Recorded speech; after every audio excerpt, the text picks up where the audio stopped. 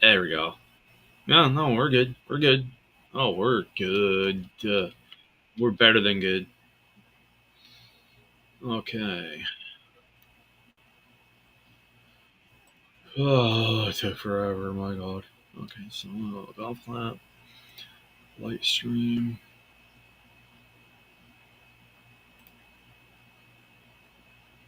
Okay.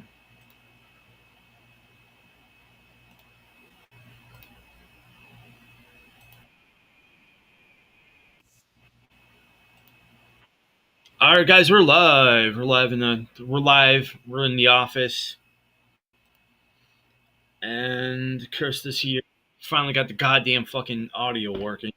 Finally, only took us what, Oh gosh. hour? It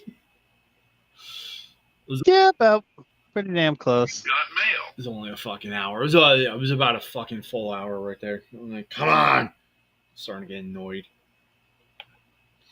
So I did happen to Oh. I did happen to look up some of those urban legends you were telling me about, and I looked up Paul McCartney. So Oh. remember Yep. when they kept telling everybody he was dead? Yes. Okay, so that started when the White Album. I do remember that one. Yeah, that started when the White Yep. Album was in full swing, and that got started Yep. by that actually got started by John Lennon. Yeah, because there Of all was fucking a people. thing saying that. Yeah. Well, if I remember right, what it was that there was a background loop that they were doing where it's going, Paul is dead. Paul is dead. And it's just like they masked it. Yeah, they masked it, and You then know? they masked it, and then they turn around and then they go, okay, well, we're gonna mask it, but we're gonna go ahead and they put it on the record and on like a secret track or something. Yeah. They did some kind of secret track, and then after a while, Yep. they came back and decided that they were just gonna put it, however. So, Yeah. which I find to be very weird. Well, that's not a shock. No. It was, you got to remember, it was basically, if you really think about it, it was basically, you know, it was during the Beatles, shall we say, Hey, Jupiter, how you doing? experimental times? It was their experimental time, if you remember. Yeah, no, it wasn't just experimental. It was their straight up psychedelic faith. If you remember that, it was the psychedelics. They It were was their psychedelic, but they were heavy. oh, they were, They were heavy in the drugs at that time. oh, yeah. Beginning to see why George Harrison's no Oh, longer yeah. around.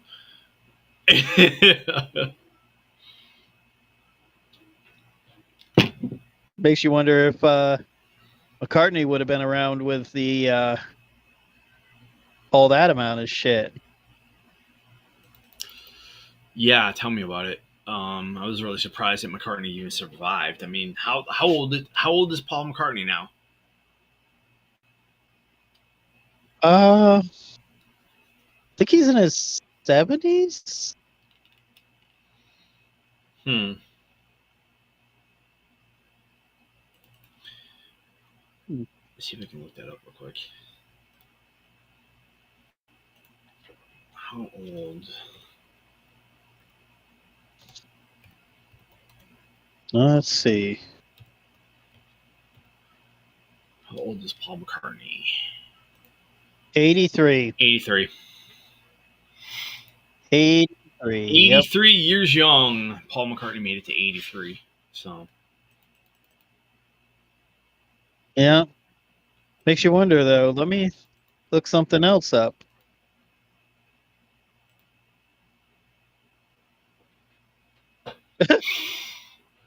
Ringo's 2 years older. No shit. Ringo's 85. Huh. Yeah. Okay, so I got some good ones to start with. You ready for this? Hmm. So, some ones that we haven't brought up that I'm looking at right now. Right. How about this one? Apparently, Tom Petty wrote American Girl about a Florida University student that supposedly took her life, and then he's saying, "Nope, it's bullshit. I was writing the lyrics about when I was in California." I heard about that. I literally heard about that. I heard about. Let's see. I heard about that. Oh, one of our favorites, Sub Billy Zero. Idol, supposedly wrote. You ready for this? Billy Idol supposedly wrote "Dancing with Myself" about well, a different type of dancing, shall we say?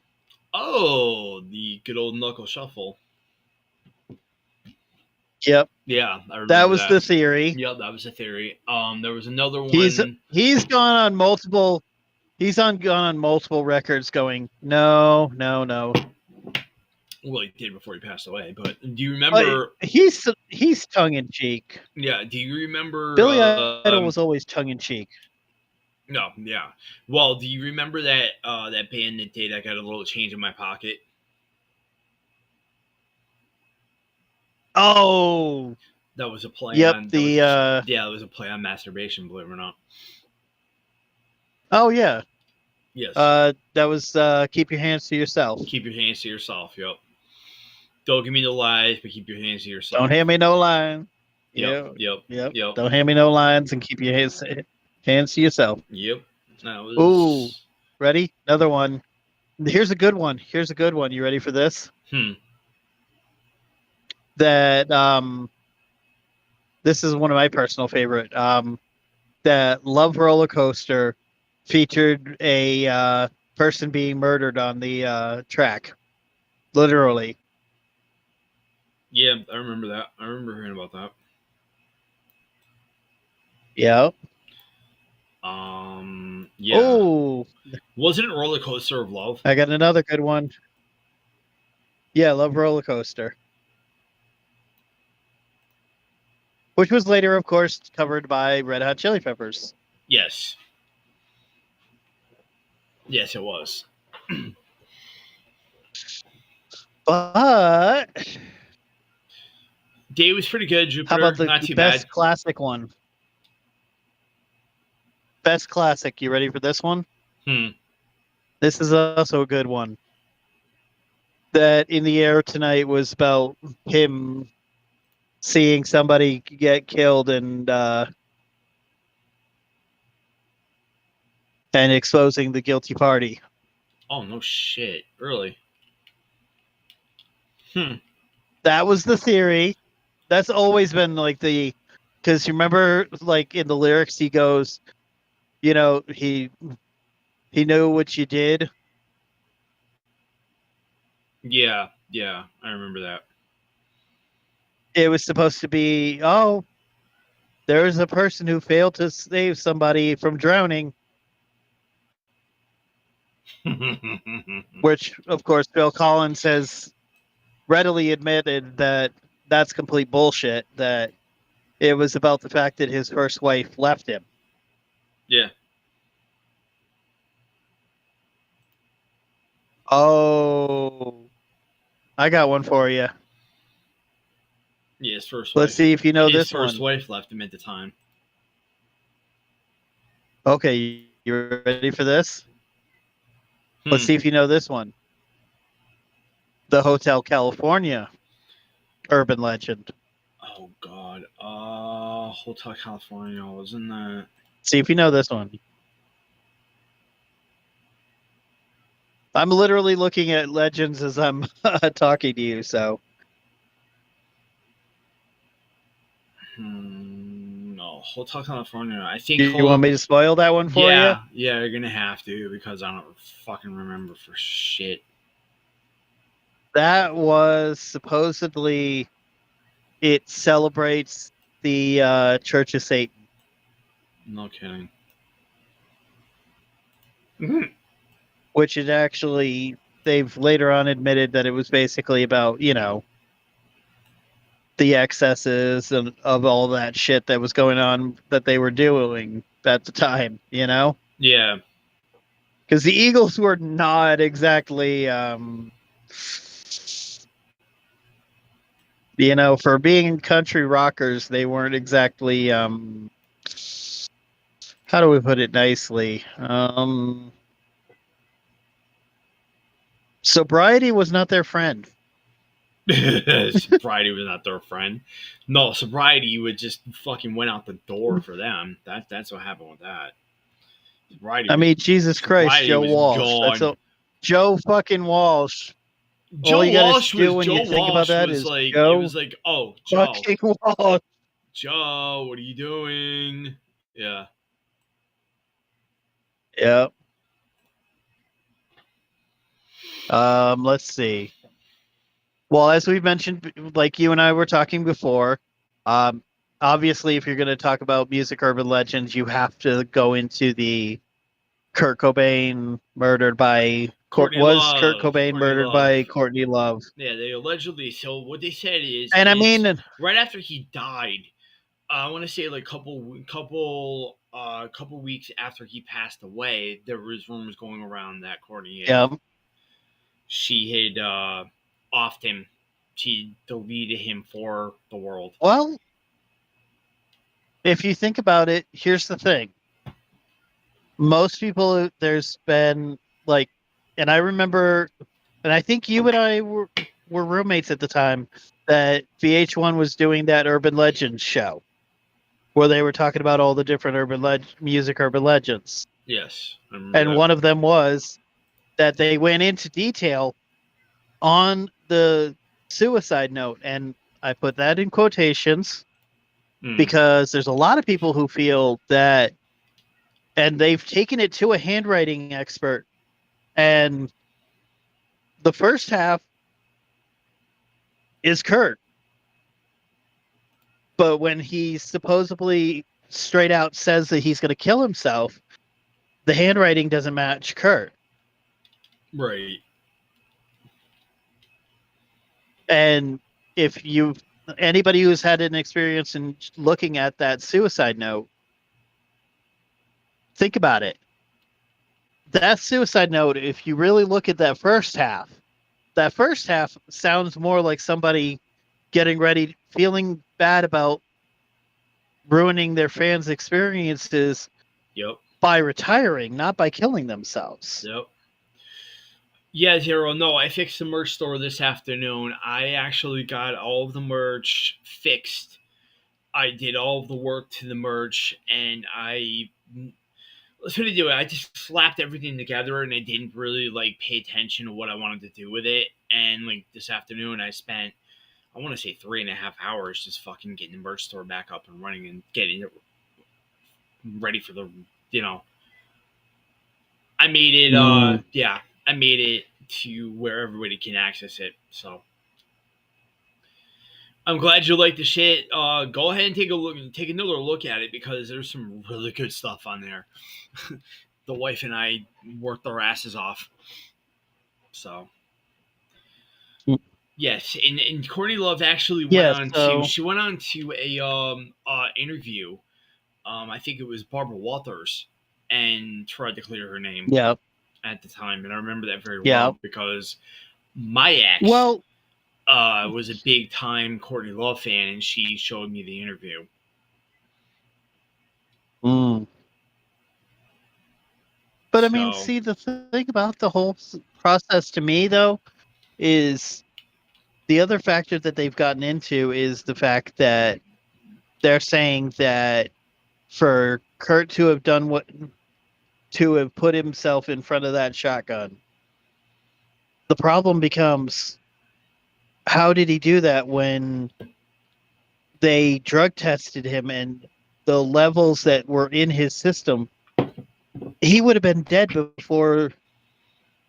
He was dead before somebody was in the shotgun. Somebody was in that house before. Somebody was in that house before him. I'm telling you, somebody was in that fucking house before him. Was it Courtney? I can't say if it was or it wasn't. There were a lot of people that would come in and out of that house all the fucking time, regardless of Courtney or anybody. Right. They had a good amount of people coming in and out of that house all the time. And even if yeah. you guys sort of look it up on YouTube out there, I know you guys are out there. By the way, hi. There is a guy by the name of Scott on Tape. He actually debunks Courtney Love murdering Kurt Cobain. He kind of goes in the direction of like a gardener or somebody that was like on site at the time of Kurt Cobain's death. That it could have been one of those guys that had offed him, not the wife. I mean, the wife and Courtney Kurt and Courtney did have a lot of problems. Oh, they had they had a ton of. They were always fighting. They were always arguing. Oh yeah. And there was a lot of talk that Kurt was getting ready to divorce her too, as well. Yeah, he was going to divorce her. He was going to divorce her, show that, because supposedly the biggest things that I've also seen is that there was also rumors that, as we all know, they're saying that he had so much heroin in his system, it's not even funny. But here's the thing. They've also proven that he was, at the time that he supposedly killed himself, he was sobering up because of the potential divorce, because he wanted to divorce Courtney and take Frances Bean. Yes, he did. So he was sobering up. She's now married. He was sobering up. Yeah. Yeah. To Tony Hawk's kid. Yeah. That's kind of the crazy part, is Frances Bean is married to Tony Hawk's son. Yeah. Yep. What a fucking trip that is, right? That is a trip. Yeah. Yeah, he was going to divorce. He was going to divorce her at the time, and I was like, well, why didn't he do it? I think he was in the process of talking to lawyers. I think he wanted to also sober himself up so that, he knew Courtney was trashed, She's trashed all the time, but she was also doing a lot of acting gigs too at the time. From that particular situation at the time. Because you got to remember that she was starring in Man on the Moon with Jim Carrey. Yeah, that hadn't happened yet. Remember, she didn't. She was getting ready. No, to. No, not yet. That was like 98, 99, dude. No. Okay. No. Let me double check on what Courtney was doing at the time. Let's see. We can fact check around here. If I remember right, I think she had just did a certain movie that you and I liked, and did it was a cameo, which was I think it was right around that time that she had did the cameo for the movie SFW. Yes, I remember that. Because it was around 93, 94. Yeah. Yep. Which would fit that. That would definitely be more closer to when she would be doing something like that. Because she hadn't done, I don't believe, she was, 96 was when she made the big deal where she showed up in The People versus Larry Flint. Yeah, she did The People versus Larry Flint. I remember that one. That's one of my favorite movies, actually. And that was a really good. I love that one. That's a damn good movie. Yes.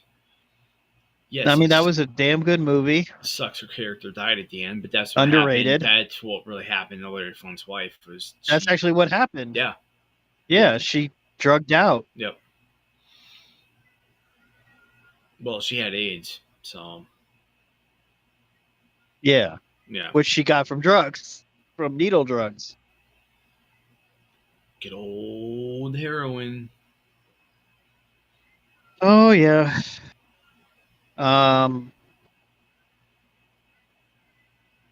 Then but you yeah, got I the mean, Ozzy Osbourne, there's that situation. one, which was okay. So Oh, there's quite several of ones with Ozzy there's Osbourne. a few. There's So a few. remember when he bit the head off the bat? Yes. He thought it was fake. Ended up being real. He had to get Yes. taken to the hospital to get rabies shots. Yep.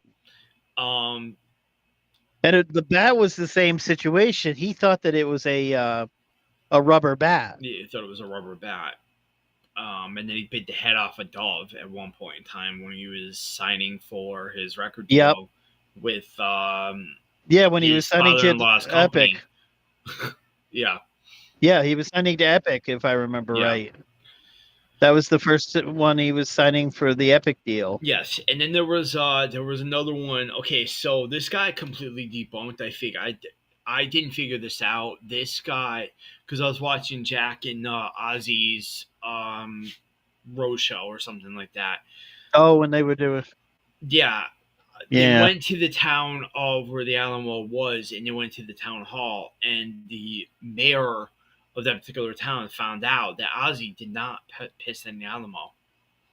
He was arrested for intoxication, but he was never arrested for peeing on the Alamo. So basically, the pissing on the Alamo was bullshit. Yeah, complete and utter. Probably was nice little press though, because I mean,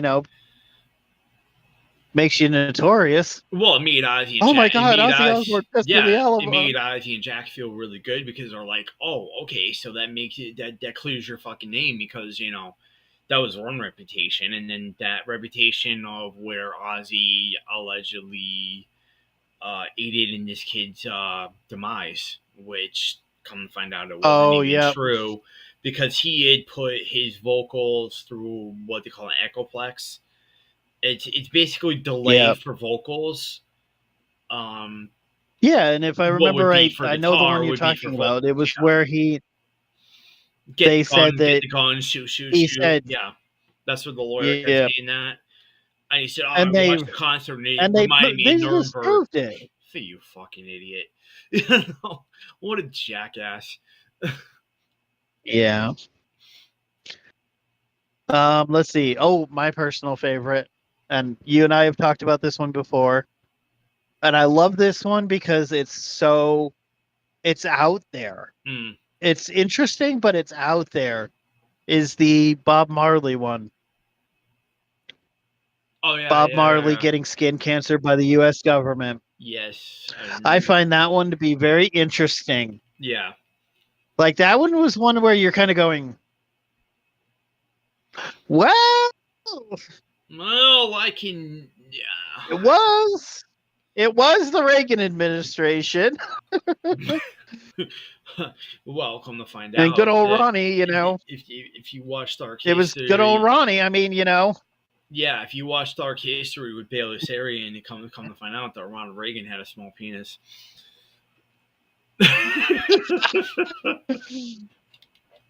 There's probably quite a few politicians, but we'll leave politics out of this. No, we don't talk politics. Remember, it's right in the rules. Yep. That's why I said. It's in black and white right there. That's why I said. The fucking rules. That's why I said. No. We'll leave it alone. No. No.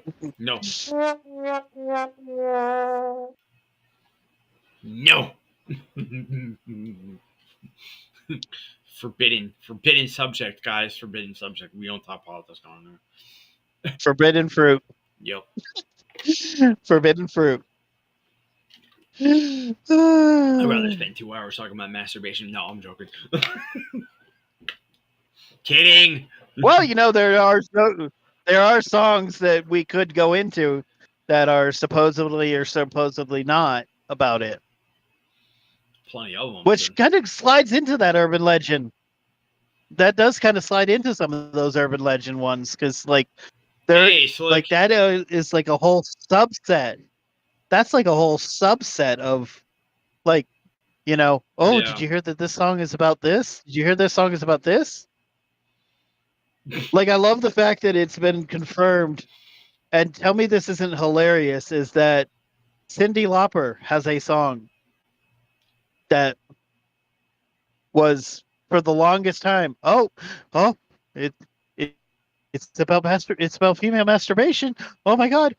And then like people going, no, that's bullshit. Come on, it's Cyndi Lauper. No, no, no. And then like later on, she goes, yeah, yeah, it was. Do you remember that song, I Touched Myself? Yep. Same thing. That's still debated whether that's actually. I think the band that did the original song has admitted, yes, it is.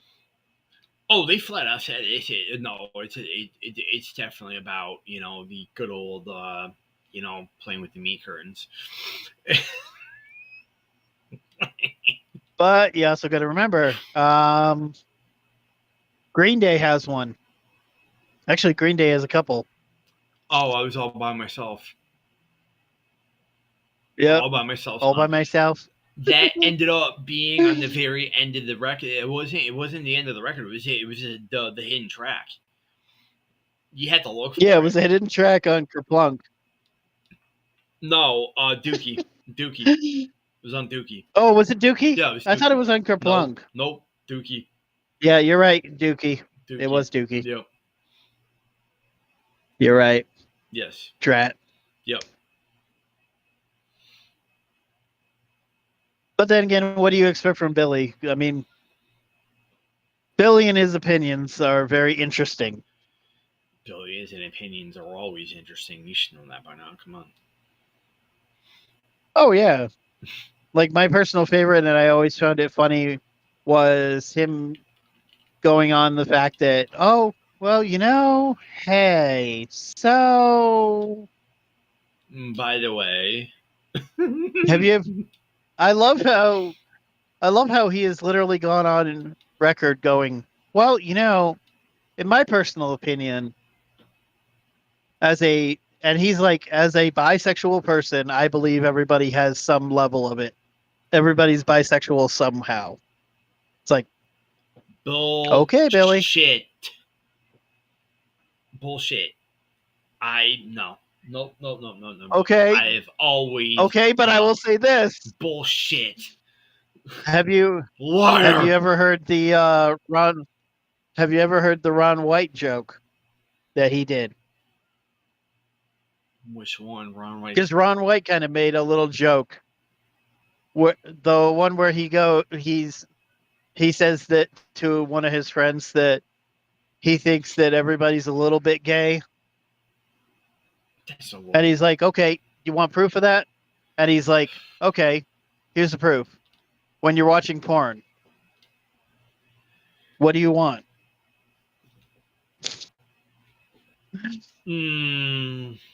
That's subjective. That's very. The one I'm talking about. Very subjective.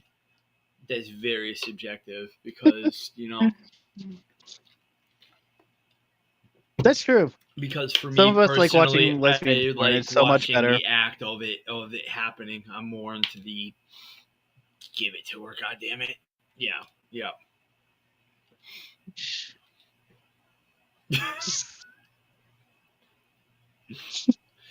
Everybody knows me out there in YouTube and Twitch. I'm a fucking pervert. So sorry. Sorry, not sorry. Actually. Perversion. Yeah. And perversion. And yes. Oh no. And yes, talking about sex is allowed on the channel. So I'm a mature channel. Everybody knows that. So, yep. Y'all can.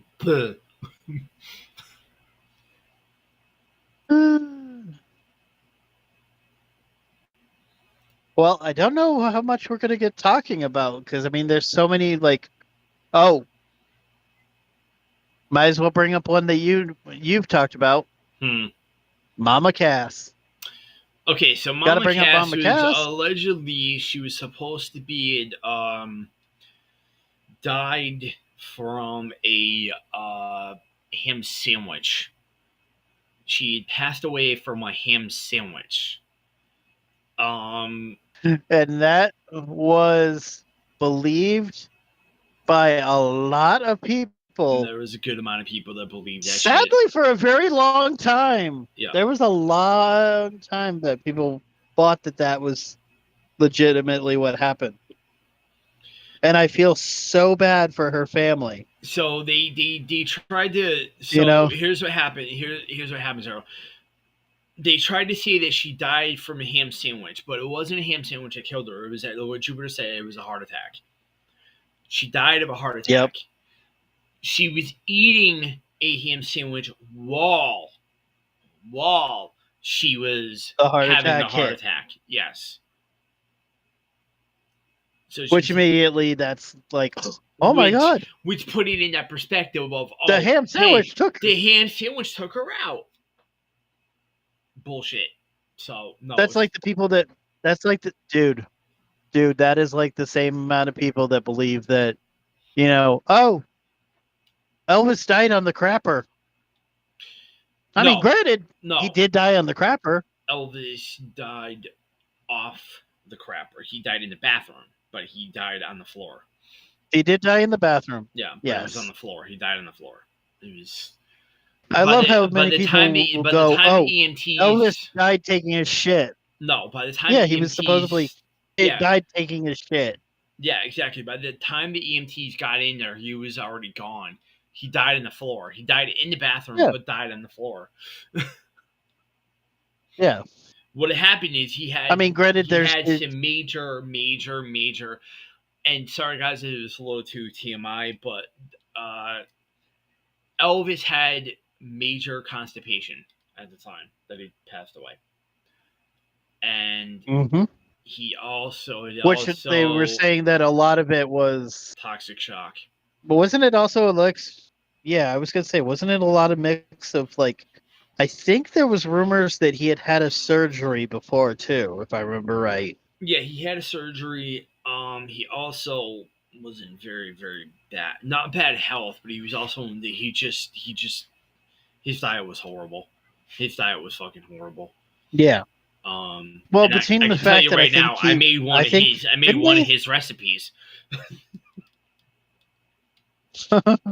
Which was peanut butter, butter, bacon, banana.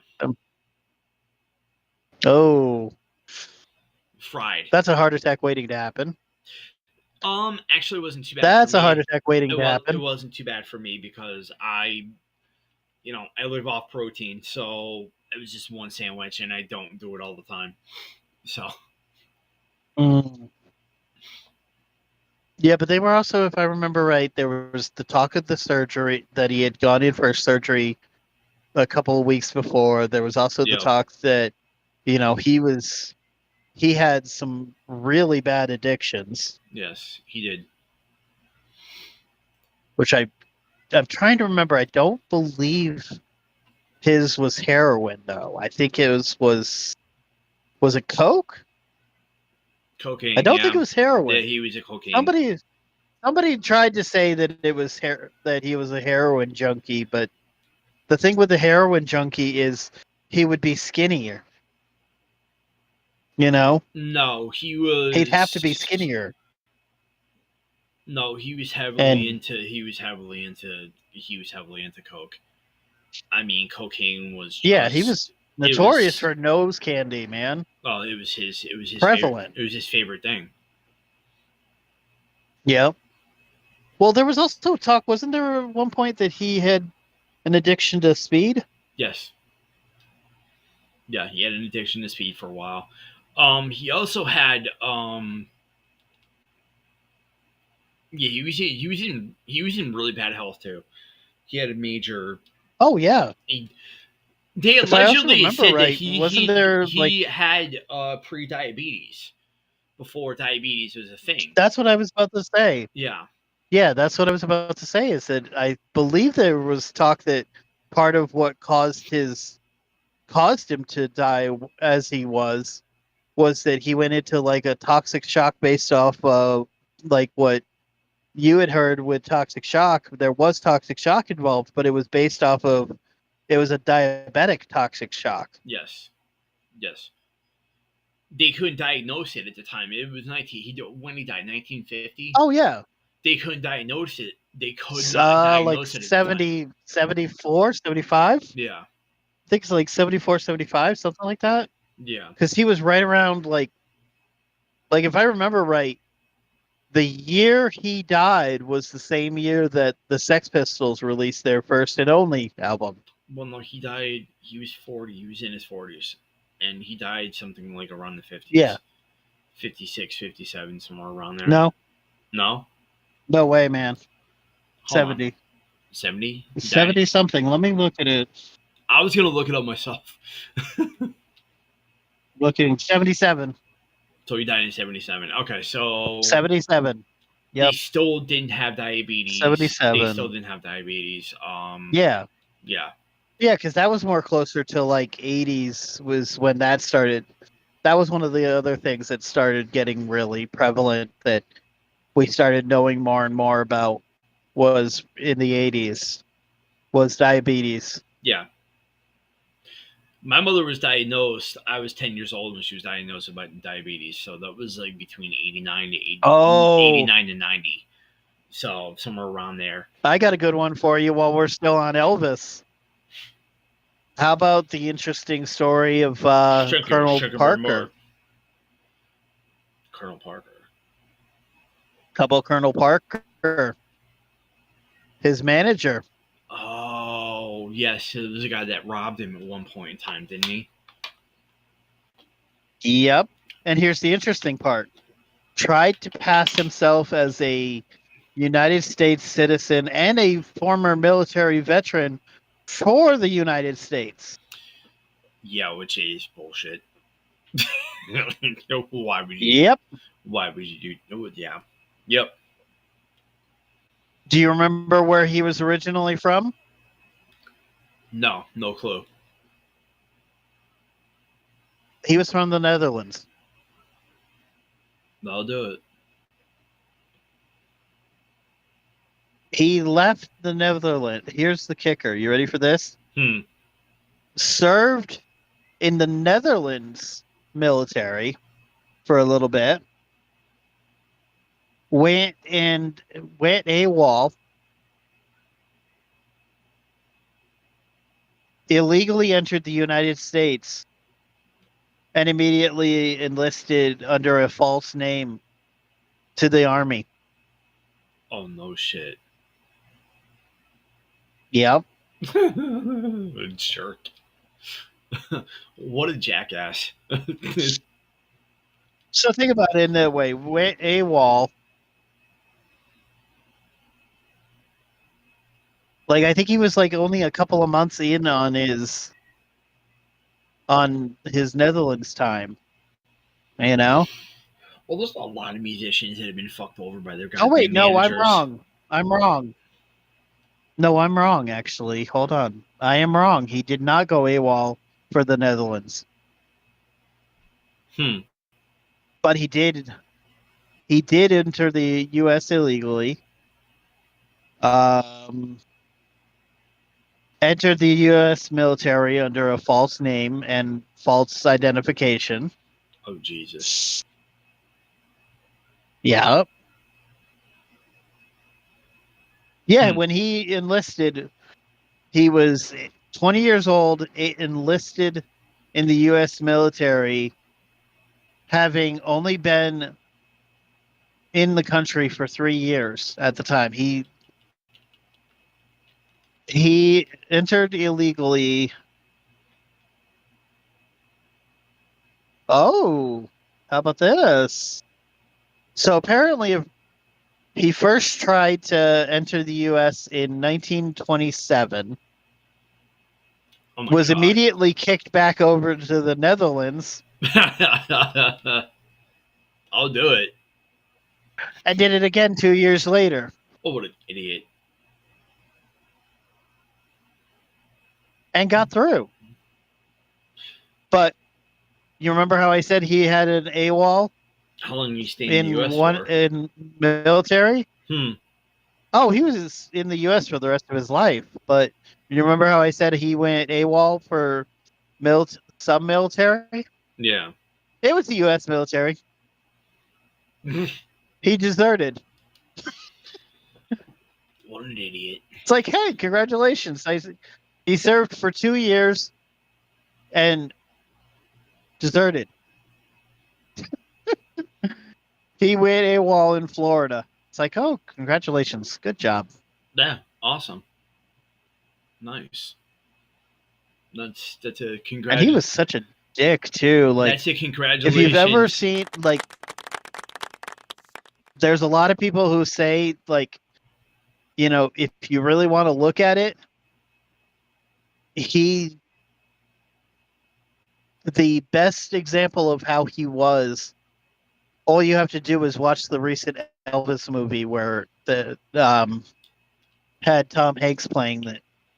I think I saw that. Yeah. That was a really good one. It was done by Baz Luhrmann, the guy who did the really cool modernized Romeo and Juliet. Yes, I remember. He that. also did. That was a good film. I like that one. He also did, if I remember right, trying to remember what else he did. I think he did Moulin Rouge, which is another really good one. I like that one. It was decent. Yeah. Different. Different, but decent. For sure. Oh, yeah. Well, a lot of people I know didn't really like the Elvis one because they mixed the musical genres and it felt weird, you know, to some people. Yeah. Like that was my mom's big thing, is that, you know, my bio mom's big thing is she was a huge Elvis fan. Is, you know, all the hip hop stuff that was in that movie. She was like, that doesn't make any sense. Enjoy that, Slick. Enjoy Helldivers. I'm planning on getting that soon. We'll definitely fucking play. I gotta play with another person I rated last night. She wants to play some Killing Floor 3 at some point. You gotta get your hands on that game. That game is fun as fuck. So fast paced.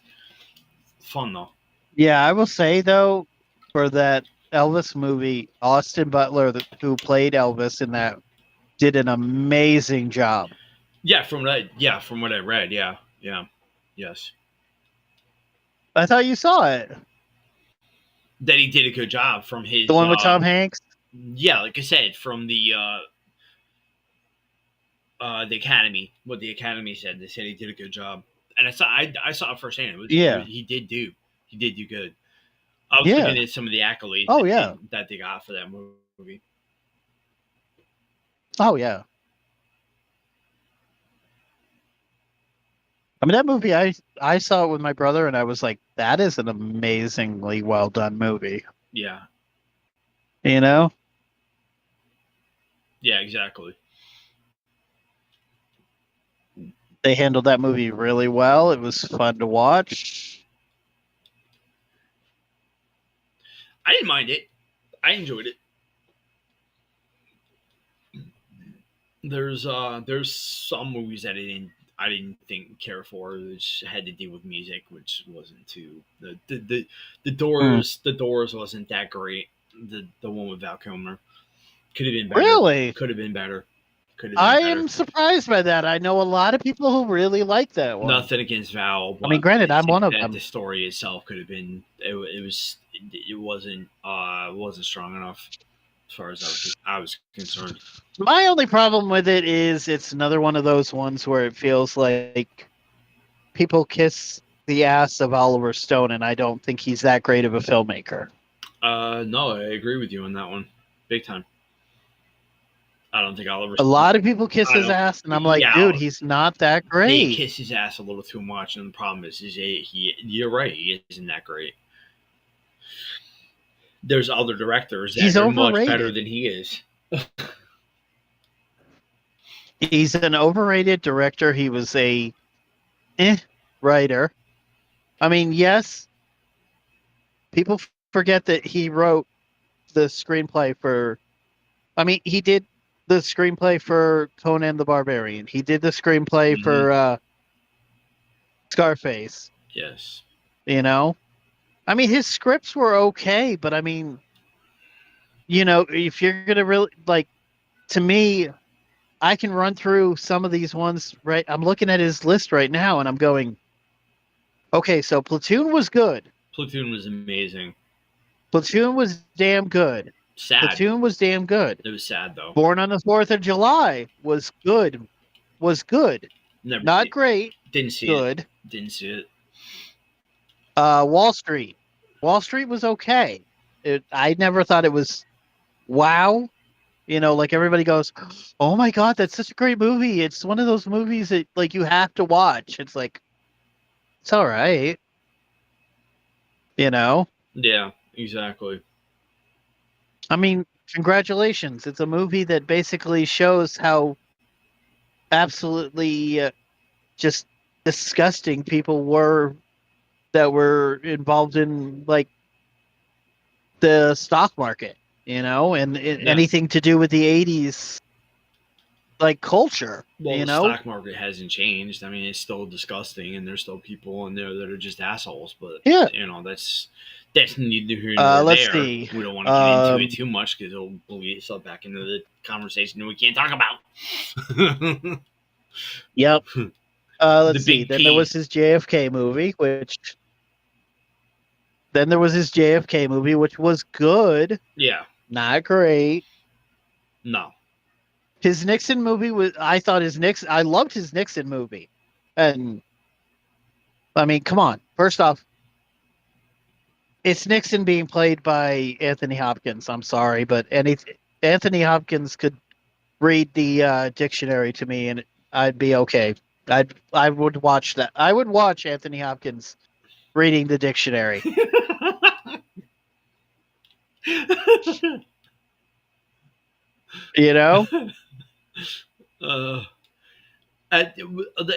That's how I feel. I mean, there's a few actors that's that how like. I feel about unfortunately the great James Earl Jones. I had said many times to Chris said that I think that James Earl Jones would be able to narrate somebody's life and it'd be fucking entertaining. Morgan Freeman as well. Yep. Morgan Freeman, James Earl Jones, Samuel L. Jackson would be an interesting one. That's always been one that, like, if your life needs a good amount of somebody saying motherfucker every other 10 minutes, you hire Samuel L. Jackson. Yep, you hire Samuel L. Jackson and be like, he is going to narrate my life, and it's going to be like, well, look at that motherfucker over there. Motherfucker. Motherfucker. It's always going to be that motherfucker. Yep. Or, there's always I've had it with these motherfucking snakes on this motherfucking plane. I had Mrs. Ed watch that one time. She actually enjoyed it. She liked it. I didn't think she would, but the name itself, I remember them trying to get that. I remember them talking about getting that movie greenlit. Yes. And going, what the fuck is this? And then they make the movie, and the movie is not bad at all. It's actually quite entertaining. No, the best part is he signs up. Samuel L. Jackson has gone on an interview once where he literally said that he signed up for the name because of the name of the movie. Mm-hmm. Yeah. And then after he signs up, they tried to change the name to, I think it was like Flight something or other. Yeah. And he's like, you changed motherfuckers, don't change that. Yeah. No. No. I signed up for that motherfucking name. I'm going to say I've had it with these motherfucking snakes on this motherfucking plane. If you change that fucking name, I'm going to motherfucking kill you. Oh. Now, I will say this. Here's an interesting thing, and I want to see your opinions on some certain ones. And we haven't talked about this before. Movie deaths that shocked the crap out of you by coming out of nowhere. Movie deaths that shocked the crap. Like 1 minute you're watching the movie, and next thing you know, perfect example. Yep, perfect example. And I'm gonna drop Samuel L. Jackson's name on this one. Samuel L. Jackson, Deep Blue Sea. Oh my god, that was bad.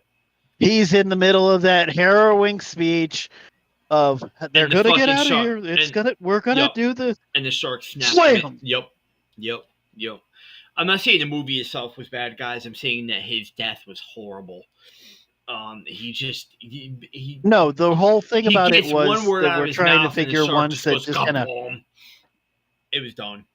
No, he got like, dude, he got like 5 minutes into a good speech, and then right as he's getting ready Yeah, to tell see? them what they're gonna do, That was a bad Boom. death. Yeah, that was a bad death, Jupiter. Because he's getting into the fucking dialogue, and the next thing you know, he's gone. It's like, what the fuck was bam! that? Another good Bye, one. Sam. Another good one that I Then you think. also had. So here's one that I think. I'm not to mean to cut you off, but here's Ooh. one that I Yep. I thought was fucked up. Do you remember not Inglourious Bastards? It was Hateful Eight. Oh, The main character's death. which one? I want to see if. Oh, Kurt Russell's. They fucked him up. The Kurt Russell character? Yes, they fucked him up so bad. He had everything coming out of his fucking nose. Oh yeah. I was like, what? I didn't even expect it. I was like, No, he had everything coming out of his mouth. Yeah, mouth, nose, everything. Remember, he ends up like, he was like, yeah. And it's just, oh, It's by far one of my favorite. Okay. One of my favorite movies from Quentin. I will say this. This is the This most is violent another. death. This is God. I'm gonna give you one, and it's from. It's a couple of ones that I'm gonna rattle off from certain movies, done by two directing brothers that do very dark comedy stuff. They're very black comedy stuff. You ready? Two movies that I felt did an amazing job on throwing us out of nowhere a death that you're going, what the fuck? First off, it's from both of these are from the Coen brothers. Oh shit! Yeah. So the first one is going to be from Fargo. Steve Buscemi's death in that movie. Oh my god! Yes, I remember that. You had me watch it. I was like, wow. Okay. Yep. I remember that. It's the thing about that movie is that movie is so good, and you want to call it a drama, but at the same time it has these moments where you're going, I shouldn't laugh at this, oh my god. Yeah, exactly. Like when perfect example when Peter Starsmer is throwing Buscemi into the wood chipper. And you're just going... That's bad. That was bad. I remember you're that. seeing him and you're and going... you want to laugh. And you're seeing it and you're just going... You're at the same time going, this is really fucked up. And then you're thinking about it going, am I fucked up for thinking this is slightly funny too? And then the other one, also a Coen Brothers movie. And I don't know if you've ever seen this one. Underrated as all shit if you want to see a really interesting movie that just kind of like shows you their style is Burn After Reading. Never seen it. No.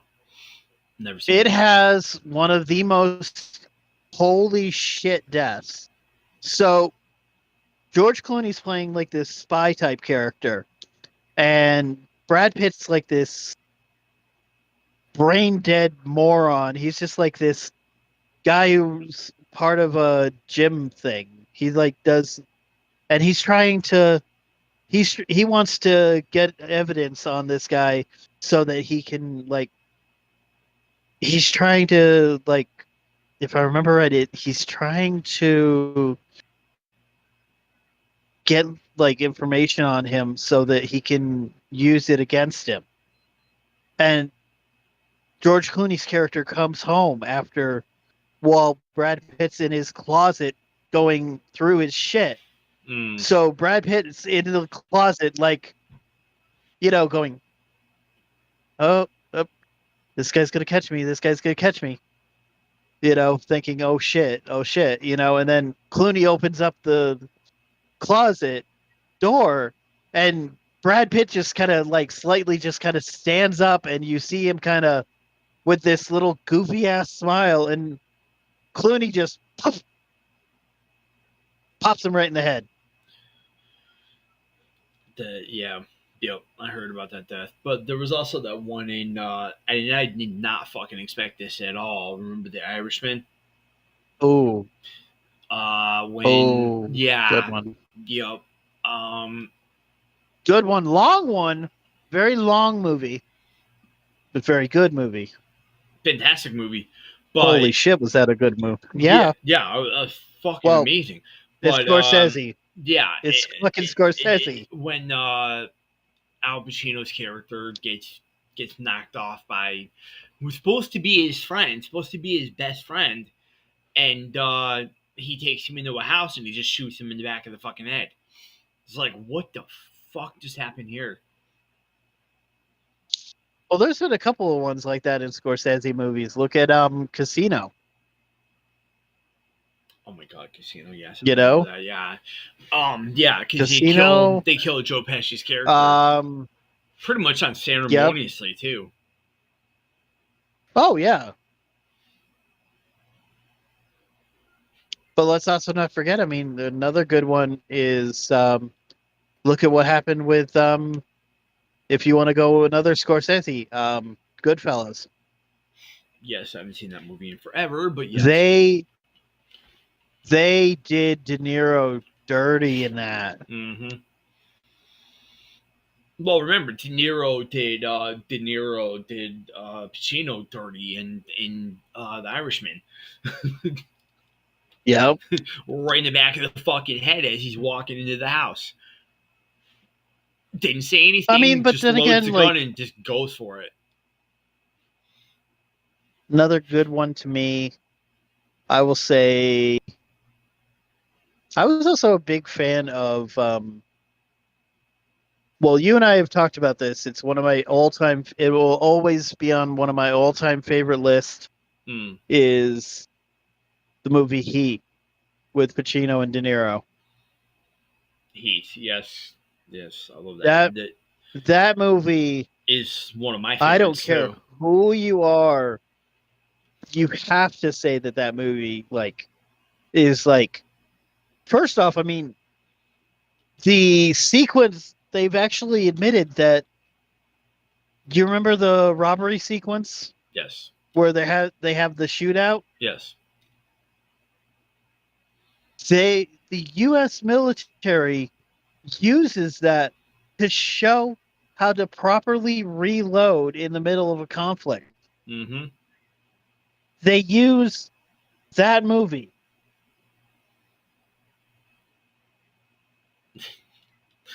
They did something right. I mean, to me, that's just wow. Yeah, you know they did something right. Yeah. Absolutely. Yeah. I mean, but then again, like, I'll give you another good movie and we're going back to the Coens for this one. No Country for Old Men. I haven't seen that one. Amazing movie. Long time. But so good, right? The Coens know how to make movies. They just definitely know how to make movies, and that's the best thing about that is they're very talented. Controversial, but still I mean, both of them talented. have gone. Yeah. Oh yeah.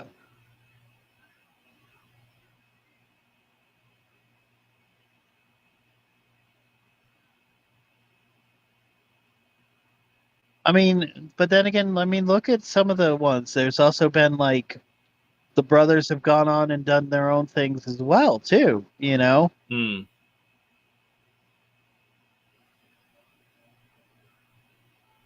They have. There was also I'm thinking about another freaking movie death that really fucked me up. Um, Oh. Okay. Inglorious Bastards. The guy that Oh. was dressed up in that uniform, and he ended up getting shot because he did the wrong. Uh, he wanted three Yep. glasses, but he ended up doing it in the wrong manner, And and they did the fucking wrong. they shot him for it. Yep. He did the British. They did the Brit. He did the British 3 instead of the German 3. Yep, which is your thumb, your thumb, your middle finger, and your pointer finger is the German version. He did the Yep. American and English version, which The wound up American get version, which which wound is up getting him the fucked up. pointer, middle, and third, fourth. Yep, Yep. yep. Which I don't know. I thought that another good sequence in that though was pretty much the ending Christoph got so fucked. where I mean, he was yep, screaming like a his fucker Landa at the end. his character of Landa, God, yeah, it's so good because though. like he's like, "Oh, so you're going to you're going to take that uniform off and nobody's going to know what you were." Mm. Bullshit, not happening. We're gonna give you something that you can take off, Yep. and all you hear is him screaming like a fucking girl. Oh, You screaming so well, hard. Oh man. yeah, well. My father got me into that movie, and he actually gave me a copy of it. I was like, yeah, okay, I'll That take. is, He's like, you want a second copy it's of this? I such a was good like, give me that movie. fucking movie right now. It was such a good movie. Yep, still is. I think it's debatable if it is Quentin's best. I mean, it's very tough because Quentin has so many good ones. I mean, Reservoir Dogs was amazing. And I mean, come on, if anybody tells you that freaking the ear sequence in Reservoir Dogs doesn't fuck you up, they're lying. yeah, I know. Michael Madsen cutting a dude's ear off while dancing around. Jesus fucking Christ, you know? May he rest in peace. Yeah. The man was one of the most underrated actors. Should have been bigger than he was. You know? But he was in every fucking Quentin Tarantino movie ever made because Oh yeah. Quentin realized his talent. He was a talented actor. So Oh yeah. yeah, good on him. Let's see, Pulp Fiction. Yeah, Pulp Fiction, another great one he was for in Quentin. he was in that too. Michael was in that Nope. one. No. Actually, no, he wasn't. Oh yeah, he wasn't. No, No. surprisingly, he was not. Yeah. Yeah, surprisingly, he did not do that one. Jackie Brown was an interesting one. Yeah, I remember. I don't think it's as strong as his others. I don't think it's as strong. It's good, but I don't feel like it was as strong as some of his other stuff. Then, of course, Inglorious, you got the Kill Bill movies, which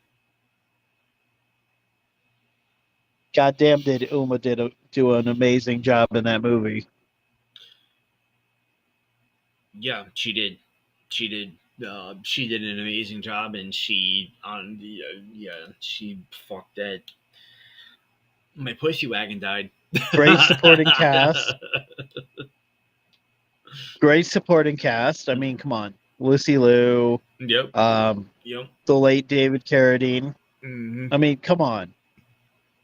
That movie made people go, "Oh shit, David Carradine!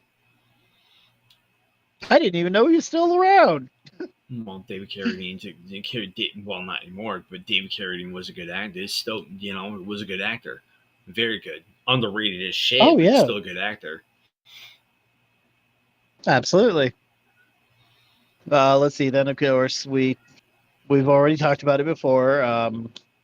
Michael Madsen was in that one. Mm. God, such great actors in that one. Got to go back to Hateful Eight. I mean, Jesus Christ, did they do an amazing job in that movie? Well, you had a lot of good actors and actors in that movie, but you also had some messed up Yep. mess in that goddamn movie. Oh yeah, to say the least. Well, Jubert, I mean, the horror movies, there are some deaths in horror movies that are just absolutely fucking messed up. I mean, you look at, and this is a movie that I've been trying to get Krista to watch, is the other two Terrifier movies when they messed that fucking girl up in the second film. Mm. Oh my god. That was definitely like, what the fuck? Yeah. Yep. And then three, when they the what was it, the girlfriend of the true crime podcaster, they messed him up too. He got really screwed up big time. Chainsaw should not be going in places that this chainsaw went. Leave it at that. Yes. Yes. Oh my lord. Let's see. The chainsaw death, and then let's not forget. Okay, let's not forget that Art the Clown. He hands the kids a fucking bunch of presents that have a bunch of fucking TNT in it, and it kills every child. You don't see it; it's off camera, but it's like, oh my god. And then the opening when they kill the other child upstairs, and you hear it happening. They didn't fucking go there. You're like, they didn't fucking go there. They did. They did. I got one for you. Have you seen this one? Ready or Not. Bits and pieces. Have you seen that one? Bits and pieces. I haven't committed. The ending is. I haven't committed. The ending is perfection. Yeah, I haven't committed to watching the whole thing yet. Watch it. Yeah, I'm gonna have to. Just. Yes, you are. You love the death in Paris in House of Wax. Paris Hilton's characters. She gets fucking shot. Her head gets completely removed from her body. No. No, I don't. No, I don't remember that one. Yes. Yeah. Chopped her I head. remember her getting impaled. I remember her getting impaled. Was it impaled or was it like they threw the little? Off? I want to say it was an impalement.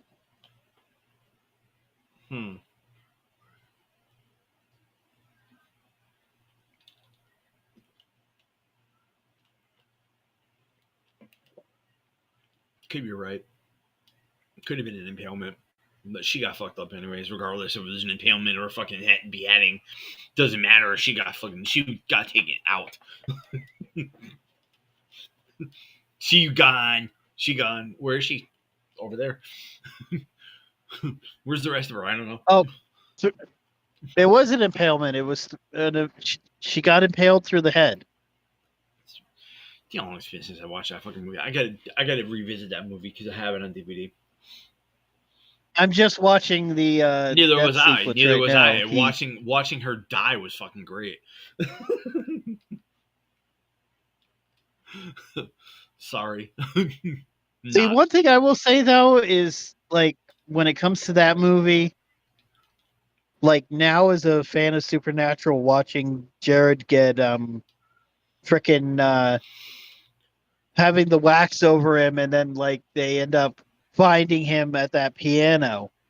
Oh, Jared Padalecki. Yeah, he got fucking. He got. Yeah, Yeah. that was a mess. That was messed up because his Jesus jaw just came right Christ. off. I was like, yeah, yep. The other one that got me was like and anybody who says that they can watch these sequences and not have a reaction is lying. I'm sorry, but first off, House of Wax, the Achilles tendon sequence. My God, yeah. And then you got Hostel with the If Achilles you tendon sequence in that one too. Remember, they fucking and Pet yep. Cemetery. Pet Cemetery. Pet Cemetery. Poor Fred Gwynn ended up getting think about that. That means Well, poor his Achilles tendon, and Herman then Munster. his fucking Poor neck. Herman Poor Munster. Herman. Yep. Poor Herman Munster got killed by a little kid in Pet Cemetery. I mean, come on. Yeah, Miko something was his name, or is his name? He's Miko Hughes. Yeah, he's an adult now, but yeah, back then he was a Yep. He was a little fucker back then. He was in some of the best horror though back in the day, man. I mean, come on, he's Heather Langenkamp's. Yep. He was Heather Langenkamp's kid in. I was just gonna say that. Wes Craven's New Nightmare. I was just gonna say that. What else did he do? I'm trying to think what he did as a child. I'm looking over it right now. Let's see. Oh, you'll love this. He was in Kindergarten Cop. That's right. I forgot about that one. That's right. He was the one. Boys have a penis, girls have a vagina. Yep. Boys have a penis, girls have a vagina. Yes, I remember that one. Best fucking line ever. Bravo.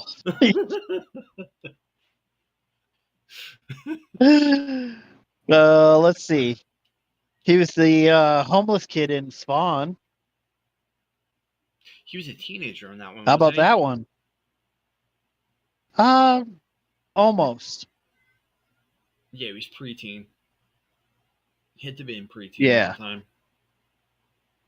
Oh yeah. Yeah, he was fucking young. What else did I? I'm trying to think what else he did. I'm trying to think off the top of my fucking head. What did he do? Yeah, there's a few. You got options there. Yeah, lots of options. Okay, how about this for a little throwback, though? You ready for this? So, you remember how we were just talking about how he was in Pet Cemetery, right? Well, yeah, he was the son. He ended up killing both his parents. As the kid. Yeah, he ended up killing both his parents. Yep. You ready for this? Do you remember the Funeral Derangement song from Ice Nine Kills? Yes. The one that's about Pet Cemetery? Yeah. And they did the video based off of Pet Cemetery? Yeah, he was in it. Yeah, as the truck driver who kills the kid. How fucking ironic. Well, how fucking meta is that? Meta in full circle moment. That's a full circle moment right there. That's none of it. Oh yeah, meta. It's full circle, man. That just goes whoop, full circle right there. Yep. Yes, indeed.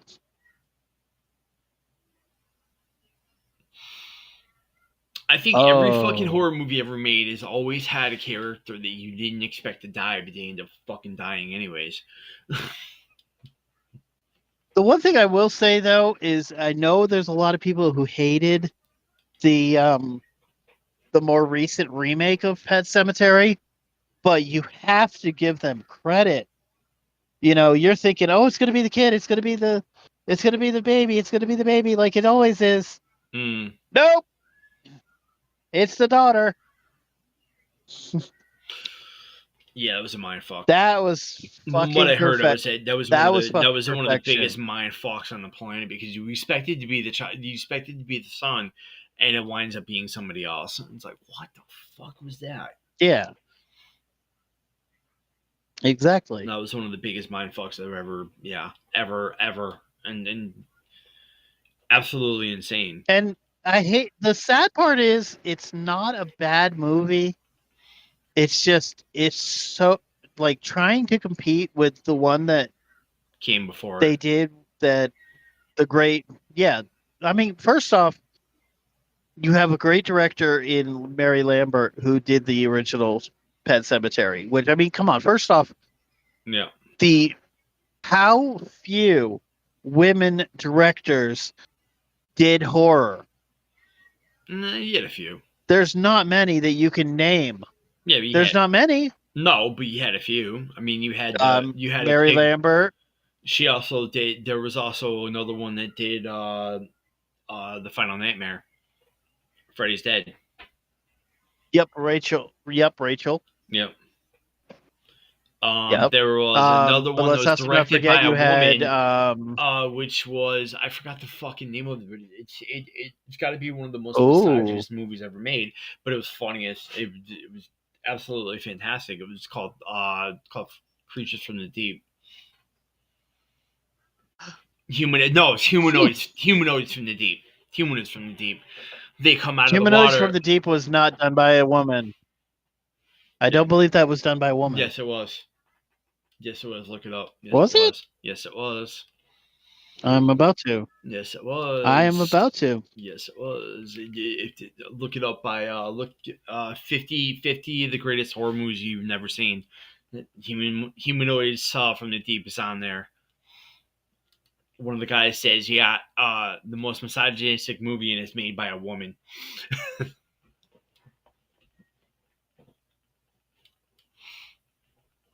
Oh, shit. Mm-hmm. Yep. Mm-hmm. There was a woman director. Yeah. There was two directors, though. Co-directors. They were co-directors, I guess. It says there was two directors. Yeah. Yeah. They had one co and one. No, one was credited, one was uncredited. But you also got to remember that was a Corman movie, Roger Corman. Yes. And Corman tended to do a lot of very boundary pushers, shall we say. Yes, he did. Yes, he did. Yes, he did. Let's see. Oh, I got a good one for you. How about the fact that Jennifer's Body was directed by a woman? Yes. Well, another movie I've seen bits and pieces of, but never seen the full film. Let's also not forget that there is another great 80s vampire movie that is so underrated, and the only problem it had was that it came out at the same time as The Lost Boys. Oh no, don't tell me. And that is Near Dark. Yep. Near Dark. I want to see it. I mean, I want to see it again. Okay, I was just gonna say you have seen. I'm pretty sure you have seen it. And you made me watch it. I can't find on any streaming service anywhere. I'm pissed. I know that it was a fucking great movie, man. I mean, yes. You know, come on. You want to watch a movie that movie is so different. First off, it's made by a woman, Catherine Bigelow, who later on went on to do like so many amazing movies. First off, she also did one of my other favorite movies of all time that is criminally underrated. Like, this is so criminally underrated that there should be charges for people not appreciating how great this movie was. You've got mail. And that is Strange Days. Oh, remember Strange Days? Yes, I do. And how fucking great was that movie? Incredible. First off, it basically shows, like, think about it. The the virtual reality shit that they were doing in that movie. Yeah. How close to what we have now is that? Yeah. Pretty damn close. And Bigelow did that with her then husband, Mr. James Cameron. Going back to something we've talked about before. Cameron divorced her to go marry Linda Hamilton, and then Linda Hamilton divorced him, which I find to be very insanely funny. James Cameron has been married so many fucking times. I think he's setting at least 4. Yeah. Because he was also married to Gail Ann Hurd, his producer for The Terminator. Yep.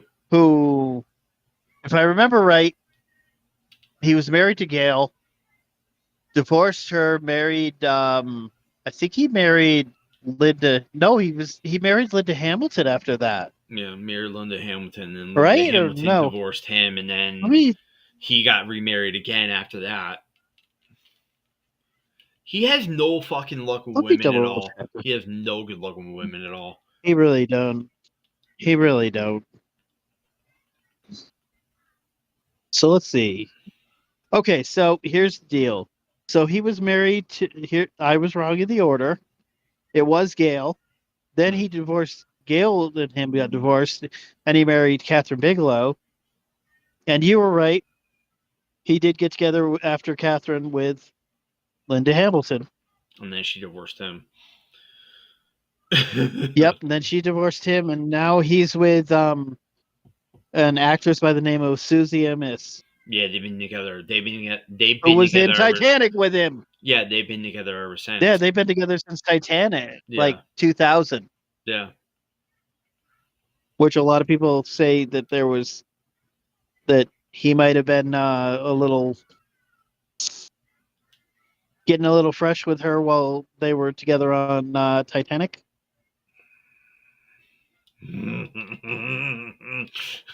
We won't entail how fresh he probably got.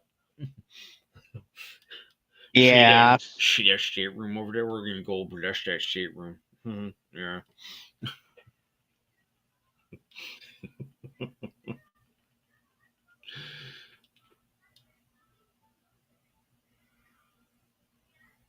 Yes. I don't remember what. We think James Cameron is a little overrated, and also just a smidge. Yeah. Just a smidge. So here's the kicker. You ready for this? The one that he is with now is the one who played in Titanic. She was the granddaughter.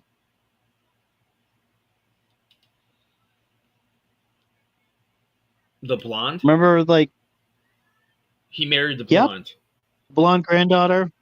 Yep, the blonde granddaughter of the Rose character when you see her later on when she's older. Yeah, no kidding. Yep. Yep. Huh. Go figure. Go figure. No shit. Yep. But then again, that movie also had one of my favorite character actors of all time. Actually, it had 2 of my favorite character actors of all time. The great Billy Zane. Yes. I mean, good Lord. Come on, Billy Zane is... I still, to this day, I never can understand how the hell Billy Zane didn't make it bigger than he was, man. I mean, yeah. Most people want to point out the fact that the reason why he didn't do that well was he did that freaking Phantom movie. Yeah, the Phantom based off of the comic. The Phantom movie apparently fucked his career right up. Which I look at that and I go, okay, first off, it's a fucking adventure B movie. How serious are we supposed to expect it to be? No. It was a good. I thought it was a fucking entertaining. I agree with you on that one, but I thought it was fucking entertaining. You're talking about people that I will say this for crying out loud. These are the same people that bitch about fucking goddamn freaking Killing Floor 3, saying it was terrible. It's a terrible fucking game, and I've been playing Okay. it for the whole month of September. And let me tell you I something. will Killing say Floor this 3 though. is actually not a bad fucking game, and I'm actually really enjoying it. Okay. So, people Right, can go but here's fuck the thing. themselves. If you're going to talk about pulp comic heroes, and they made that movie, but you also got to remember 2 years before, Alec Baldwin was freaking The Shadow. Yes. Yes. Yes. And it had the same level of cheese to it. It's the same level of entertainment to it. But It's the that movie same did better. style. The Shadow did amazing. The Yeah. Phantom bombs. Yeah. How does And to me, how does that even work? I don't get it because to me, first off to me, I found The Phantom to be a better movie. And I liked The Shadow, but The Phantom was a better movie. Mm. I had more entertainment from the Phantom movie than I did from The Shadow. Then again, I am not a super fan of Alec Baldwin, so Alec Baldwin is a very he's a very divisive character. He's also he's good in spurts. that's a very good point. Yeah, Okay, he's so good the in other character spurts, and actor he's that I wanted also to bring very up, hard to swallow. well, here's the other character actor that I feel is another one that has done amazing movies and has done so many of my favorite movies. And you'll love this because you'll know a lot of them. The late great David Warner. Yeah. Yeah, Let's see. when did he die, by He the was the way? reporter in The Omen. He died in 22. Okay. That explains it. Yep, 2020. Yep, 2022. Died of cancer-related illness Mm-hmm.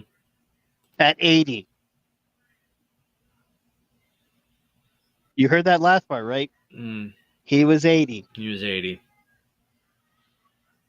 But let's see. He was in The Omen, the original Omen, Yep. with one of the most memorable deaths in that entire fucking movie. Decap. He got decapitated. Yep. He got decapitated. The window plane Yep. plane decapitation. Yep. It looked fake. The only Hello, other come movie, on. the only other. Oh yeah, It but looks so fucking fake. You can definitely come tell on. they were using a fucking dummy. Oh yeah, but you can't tell me that when you watched it, you didn't go, "Okay, that's badass." Though that is pretty good. It was pretty badass, but you had so you had almost the same not really the same sequence, but you had almost close to a. Do you want to talk about like window death? Remember, you and I talked about this. There's a few. Yeah, well, you and I talked There's a about few this. good ones. Matthew Lillard was in the movie. Mm. It happened to be Ghosts. 13 Ghosts. 13 Ghosts, yeah. The lawyer. The lawyer. Yep, the lawyer. Yep. Well, that lawyer sequence literally, if you think about it, that death is literally, people forget that death and the reaction to that death is literally the main reason why we have one of the greatest openings in a horror movie ever. Oh, Ghost Ship. Ghost Ship. Yep. They decapped the whole entire fucking cast in about 5 seconds. Well, they didn't decap them all. They did. It was literally decapped. It was. They fucked them up. They just that line went through every single one of them. Yeah. Yeah, I know. I remember. You made me watch it. That's another. Yeah, because it was there isn't a single movie that Krista has not watched. That I have not watched because she's made me watch it. Yep. Let's see. Ooh, another one that David Warner was in that is it is a personal favorite of mine that there are a lot of people who haven't seen this movie, and I say if you can find it, look it up, find it. I don't care, buy it. The Company of Wolves. You want to see a what the fuck movie? I did. I You've hated seen it. it, right? Yeah, but You nothing, hated it? nothing against David Warner. I just could not stand the actor that was playing the fucking wolf. Oh, it's much Oh, better with the Company of oh, the one who was Wolves. playing the Huntsman. Oh, The one who was playing the Huntsman. oh, God. The one who's playing the Huntsman, Took me right? right out of the fucking movie. Took me right You're, out of it. Took me right out of it. you're talking about the guy who played the Huntsman, right? Yes, I love David Warner. I loved it. I Yeah, loved he's everything he's been horrible. in. He was horrible. Oh, That dude was horrible. fucking But the rest horrendous. of that movie was so good, though. And I mean, come on, that transformation sequence. He ruined it. That He is ruined it for top me. 10. He ruined it for me. I walked out Yeah, of the but damn room. that transformation sequence, the I did. transformation sequence is so top shelf. I didn't watch it. It's one of the best. I didn't watch it. You know why? Oh, Because the guy that's playing the huntsman fucked it up for me. Because he was just too I get it. stupid. I couldn't do it. Okay.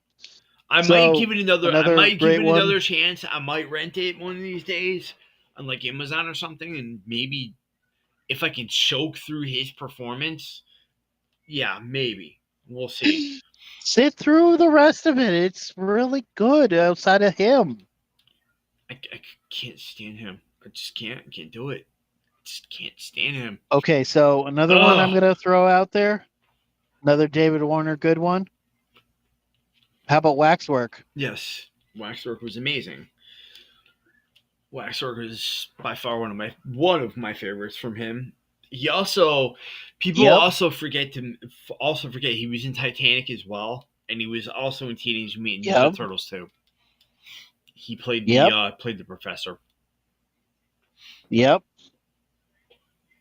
Here's a little trivia about that. Did you ever hear the little behind the scenes thing that was going to be issued as a deleted scene for that movie? What, Turtles or Waxwork? Yep. Turtles. Turtles. Okay. I want to see if you know this one.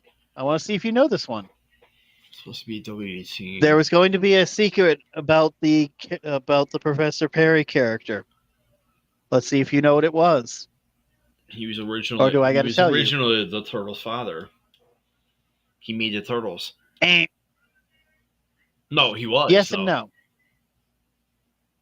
Yes, he was the creator of the ooze that did mutate them. Yes. But there was something else a little bit more. Because that wasn't a secret. That was pretty well known in the movie. You know? This was a deleted scene that never made it past animatronic. It never made it past sketch.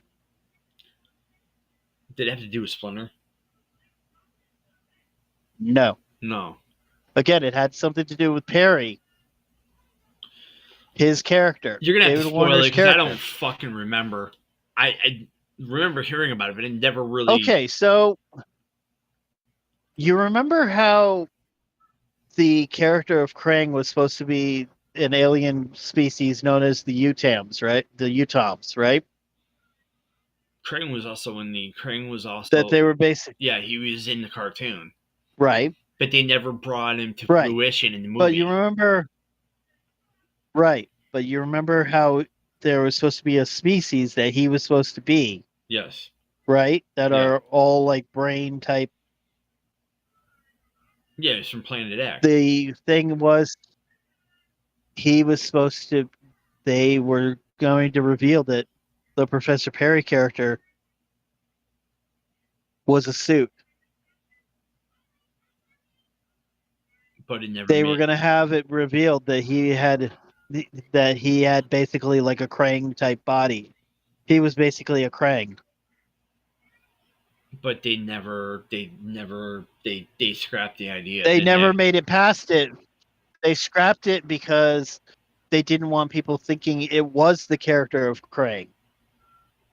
He was supposed to be the species that Krang was. That's right. That's right. Yeah. Yeah. I remember that because he talked about it. I remember him talking about it. He talked about it in an interview. Oh, Yeah. I forgot about this one. I'm looking at David Warner's filmography, and I forgot that he was in the mouth. He was in the Mouth of Madness. Yeah. I think he was a psychiatrist, I believe. I forgot. Yeah, right near the end, he's in the Yeah. when Sam Neill's character is in the psych ward. Yeah.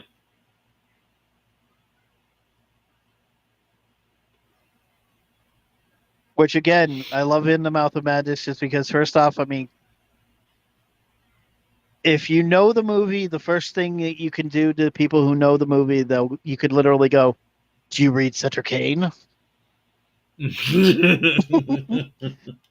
Sutter Kane, yo. See, and you laugh Because I've You seen the laugh as fucking soon as I movie did how many that, goddamn times. Again, another one that Kristen made me watch. and I will say this. Yeah, and the funnier part about that is, you know who made me watch that? Bronk. Yep. Hmm.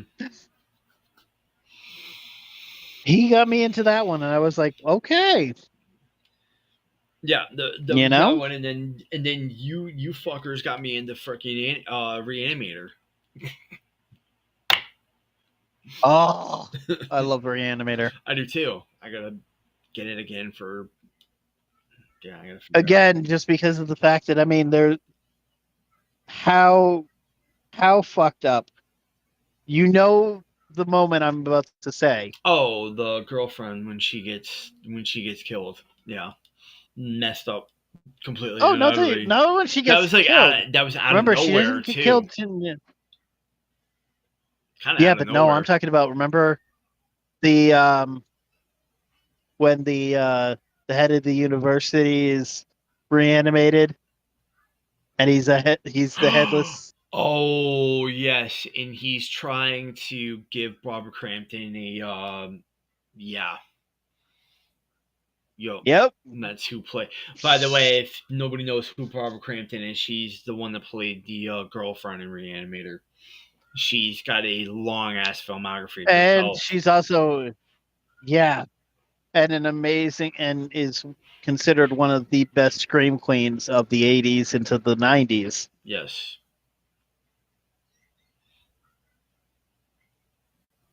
Kicker about that, though, is, you know, she was in another very, very mixed reviewed. Some people liked it, some people did not. She was in, I'm trying to remember. I know my brain's going, hey, I know this one. I know this one. You know it, but your brain's going. Yeah.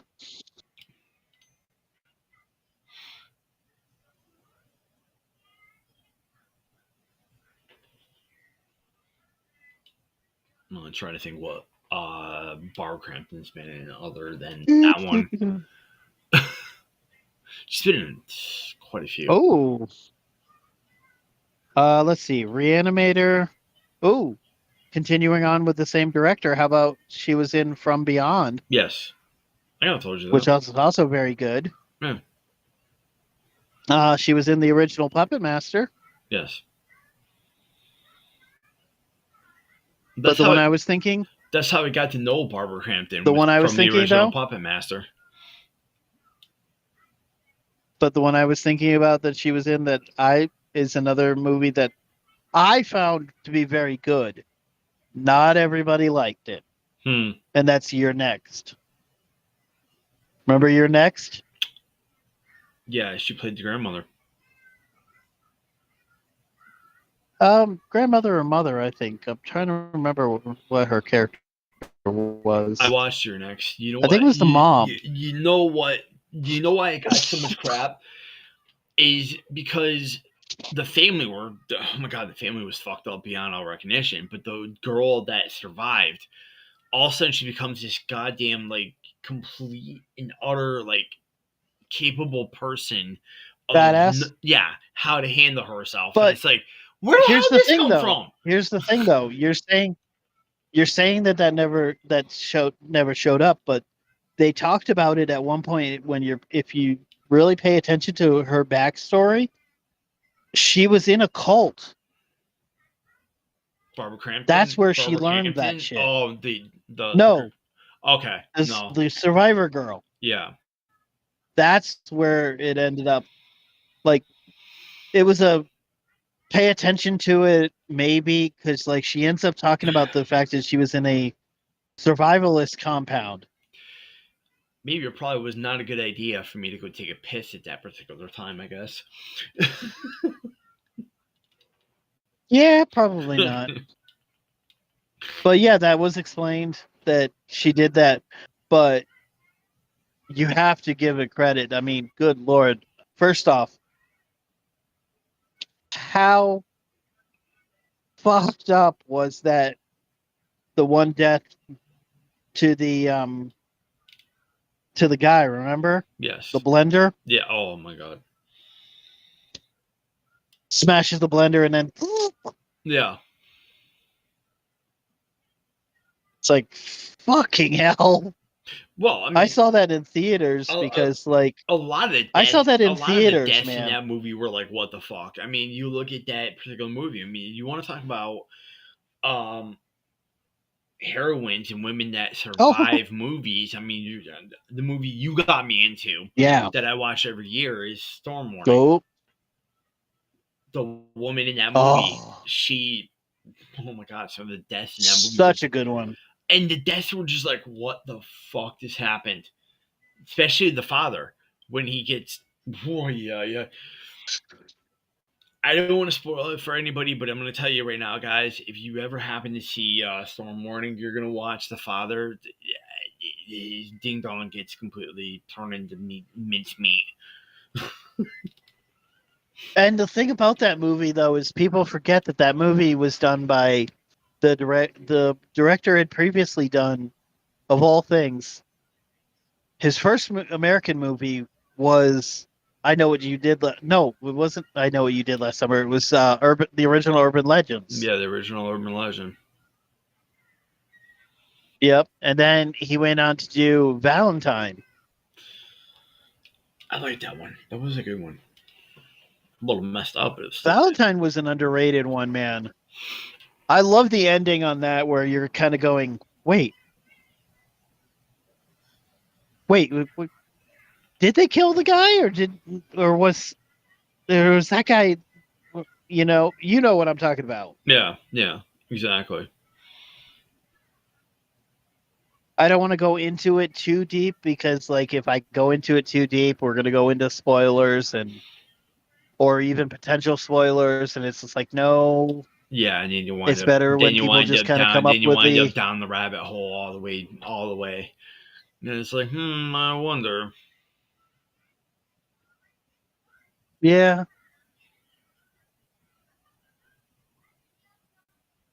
Okay, so here's an interesting question for you. Since the whole point, it's kind of funny. We went around with like the music Urban Legends. Now we're back talking about like the movie Urban Legends. Welcome to everything. Welcome to everything. What was your welcome to Pit of Everything podcast, guys? So here's the interesting question I have for you. Roll around here. Have you had a chance to watch all three of the Urban Legends movies? Only saw the first one. You've never seen the second? No, only saw the first one. I own the first one. Second was good. Second was underrated. Third, it was weird. I heard it was the weaker of the. A lot of people didn't like the third. Yeah, I heard. Oh, it is one of the weaker ones. It is. It is. but it's not horrible. Where it's kind of like you're watching it and you're going. The main problem with that one is that the other two based it more on serial killers using urban legends to kill, whereas this one literally just went into like, well, hey, we're gonna use we're gonna use the urban legend of Bloody Mary. We're going supernatural on this one. Yeah. And if you were that's where a lot of people like myself the went. whole history behind the actual Bloody Mary, she wasn't. They gave her the name Bloody Mary because of it wasn't because of anything that had. It was because she was a murderous bitch. She murdered a lot of fucking people. Yeah. Yeah, it wasn't exactly like, oh, it's an innocent person. It's like, no, she had a lot of people. Innocent my fucking she ass. Had a lot of fucking people murdered, and the reason she did it is because she couldn't get pregnant. She's trying for a kid, and yeah. Mm-hmm. Way before modern medicine. Way before modern medicine. Yeah.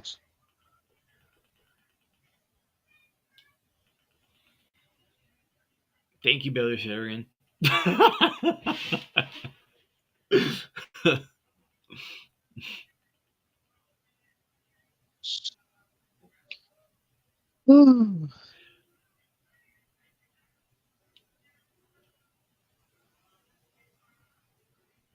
Trying to think about something. What else? Let's see. What else do we got? Oh, I got a good one for you. Here's a good question for you. Now, here's an interesting, like, where do you go with your opinion on this? Is the original Blair Witch movie? Have you heard the different theories on this? I haven't heard the theories, but I've seen bits and pieces of the actual movie, and it was one of those movies. It was just so divisive, but it's a found footage film. Yeah, a lot of people have a hard time with found footage movies. I found it wasn't a horrible movie. I thought I'm probably in a minority here, but I loved the sequel, and everybody gives me shit for it. Really? But I loved the sequel. I loved the sequel. Was it predictable? Yeah, it was fairly predictable. Did I figure it out pretty quickly? Yeah. But at the same time, I mean, I loved the twist. I feel like it was interestingly done. And the acting wasn't horrible. Right.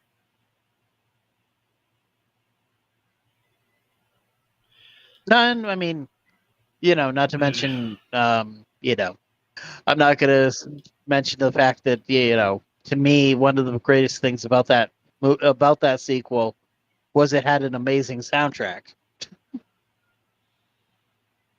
Yeah, it did. I mean, first off, come on, it had Tony Iommi and Dave Grohl doing that song "Goodbye Lament," which was amazing. Yeah. Back when Ozzy was actually still alive. Yeah. But to me, here's the thing. So getting into the theories. The theory is that there never was a witch. And that they basically, the two guys made it up. Took the Heather character out there to kill her. That's what I heard. I've never seen the movie, but that's what I heard. I've seen bits and pieces of the original Blair Witch, but I heard that's the reason they dragged her out there. I had never heard about that. See, I had never heard the theory when I first saw it, and then years later, I had heard the theory, and I rewatched the movie, and I was like, Fox, they're really giving you like a good potential thought of that. That's not something that Yeah.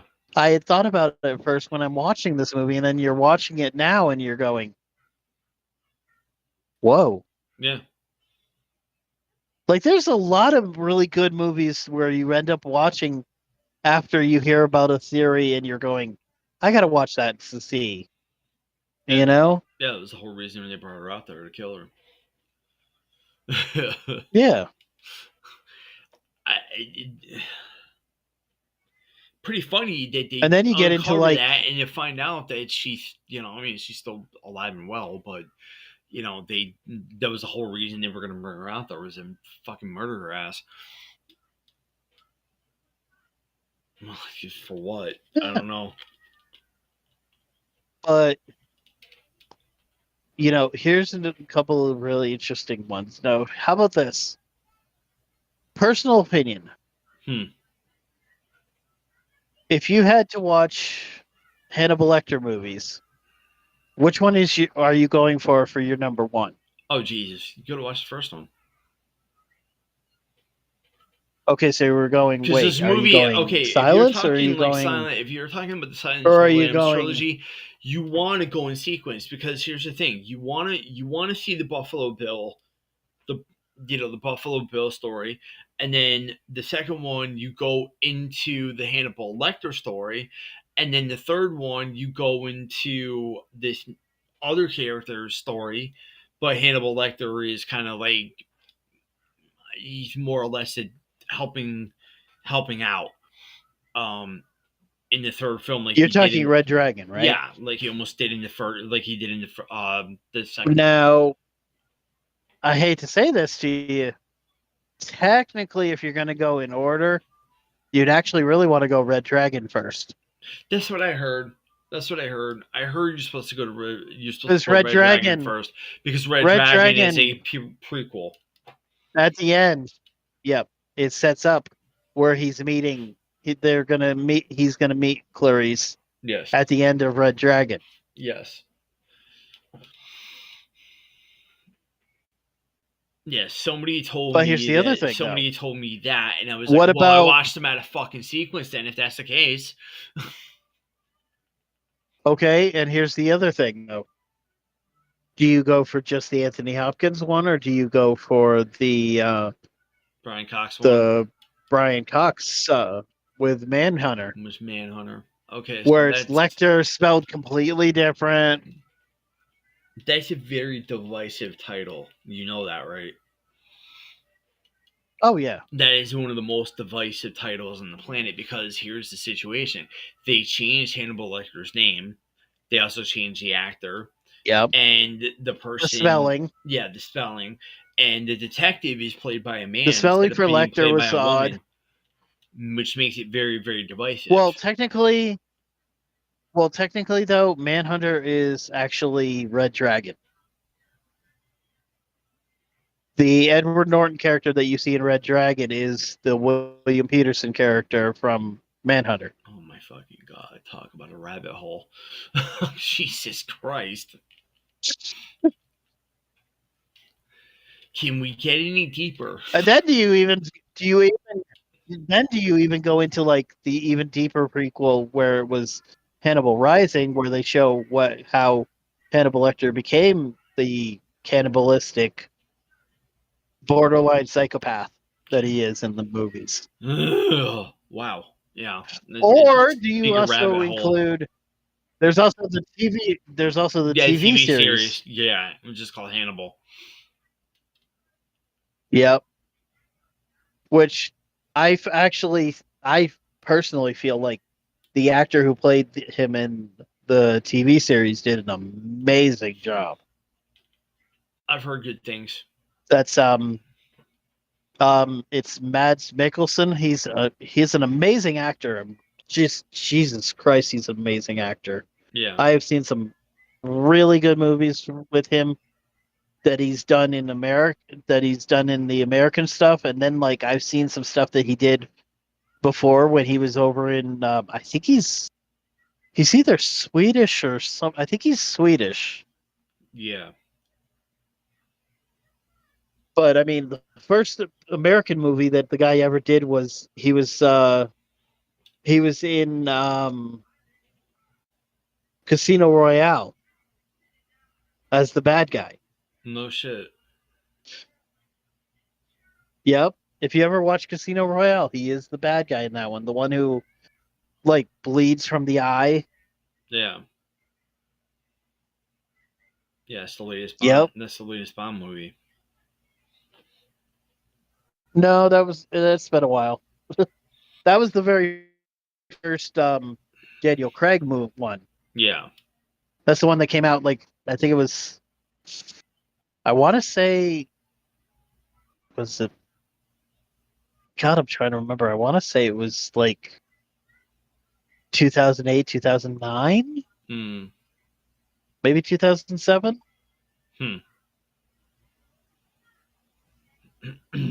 But I can also still remember the first movie I ever saw Daniel Craig in, and that was Road to Perdition,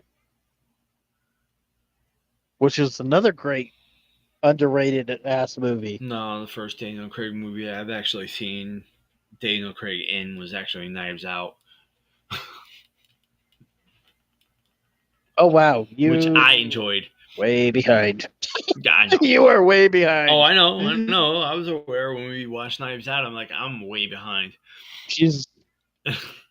Oh yeah, he's done some amazing movies. Yeah, he has. For what? He has done some amazing stuff. Yeah.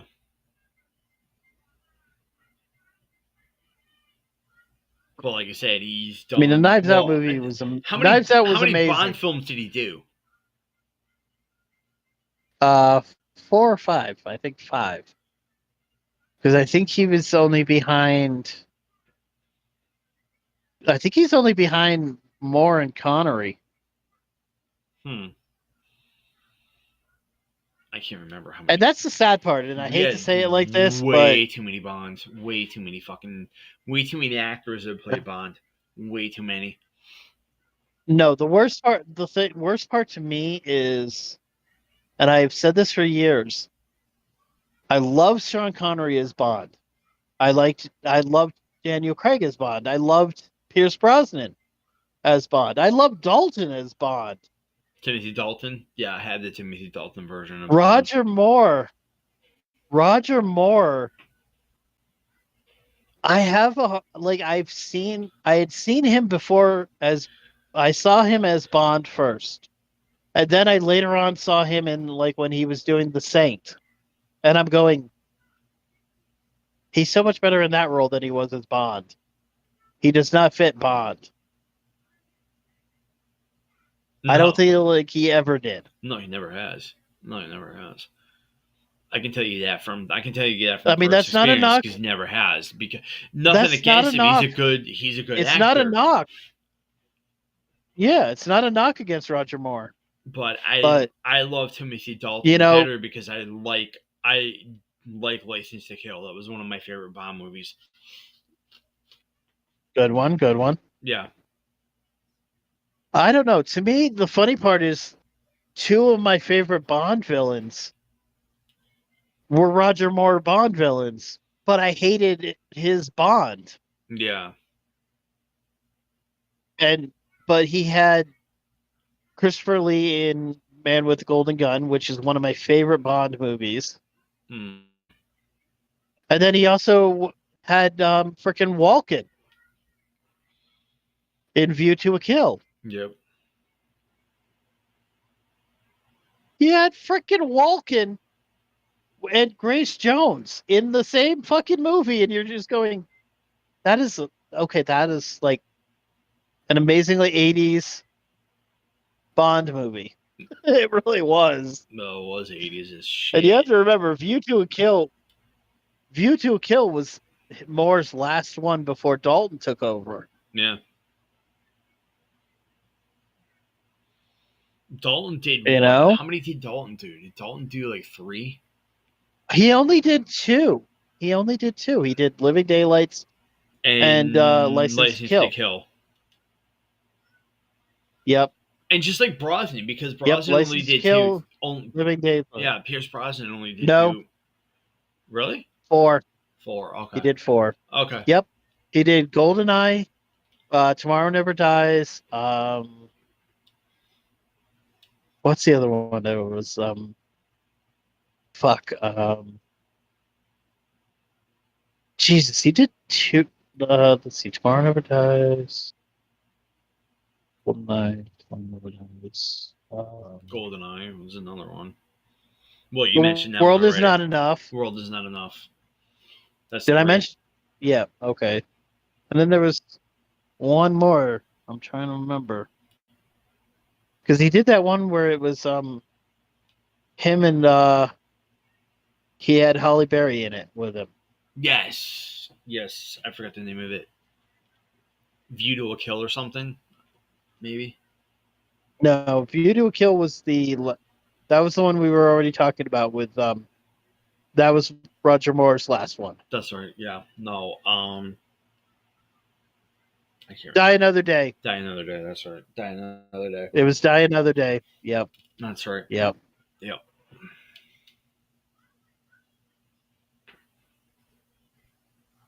Which the funny part is GoldenEye was really good.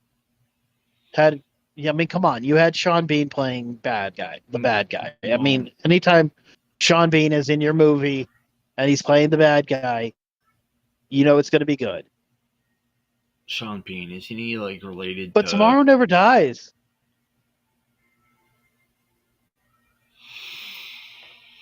Never seen Tomorrow Never Dies, to be honest with you. Never seen GoldenEye either. I played Yeah, the Tomorrow game. Never Die was yeah, Tomorrow Never Die was interesting because of the fact that a lot of people felt like it was one of the weaker Bond villains, because basically the Bond villain in that one is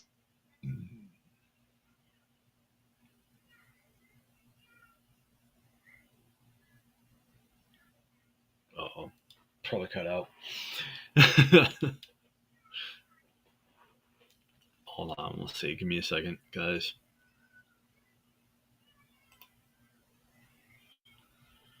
Yeah, she's still okay. Still active.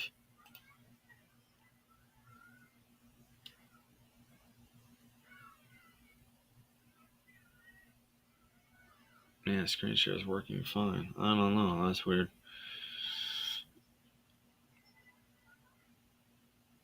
Mm. Silence of the Lambs is an amazing movie, though. By the way, yeah, it is. I enjoyed it. shit. There you go. There we go. what I don't know what happened. I have no clue. No, because you were talking about Bond, and then all of a sudden the feed went. Your microphone. Yeah. Yeah. I don't know. I love Turtle Beach. But God.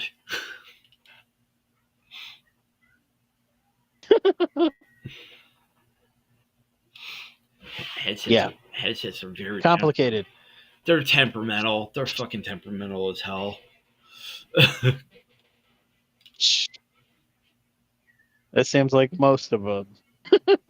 No, unfortunately, my Cloud Singers aren't that temperamental. Surprisingly.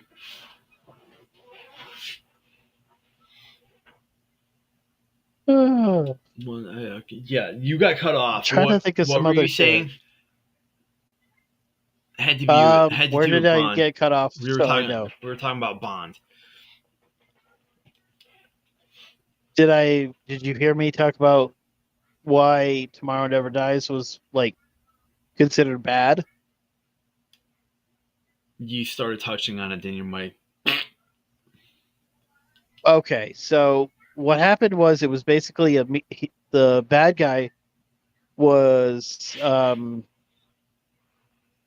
basically a media mogul type guy. He was basically essentially your Rupert Murdoch type.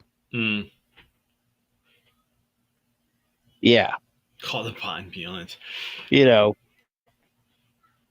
There's a lot of good Bonds, Zero. Then there's a lot of bad ones. There's been quite a few. bad ones. Yeah. There was GoldenEye, which was not bad. Then you Hmm. had Yeah, really good. Gold. I want to say Gold Member, but that's the Goldfinger. Goldfinger, which they painted a woman in pure gold to kill her. Yep. Um, Yep. and that was an actual myth on And there was MythBusters, actually the believe it or funny not. part. Yep. Yep. I was just about to go into that one, Yeah, actually. yeah, I beat you to it. Yep. That they claimed that they were, that, it was going to be a situation where supposedly, oh, the page killed the person. Yeah, that's what they were trying to say. But it was completely Mm-hmm. disproven by Jamie and Adam. Oh yeah. Yeah. So yeah, I miss MythBusters. You know what shocked the shit out of me that I found out later on? Hmm. And I don't know if you knew this. Jamie and Adam were not friends No, they were not. outside of doing the show. No, Like I thought they were. Jamie's actually friends with Carrie and friends with Tori. Yes. He's friends with those two, but he's Yes. no never been friends with Adam. And I think it's because Adam is just way too rambunctious for him. Maybe. Maybe. I mean, I know that the big thing that they say though is that while they weren't friends, they did respect each other. Yeah, they did a lot. Yeah, even Adam says that on his tested podcast, not podcast, but his you guys ever have a chance to go on YouTube, check out tested Adam Savage. He does a lot of like he did a he did several lightsaber builds and he's done a bunch of other things. Oh yeah. But he did talk about him and Jamie's relationship that they weren't friends, but they did respect each other enough to be able to work together. Yeah. Yeah.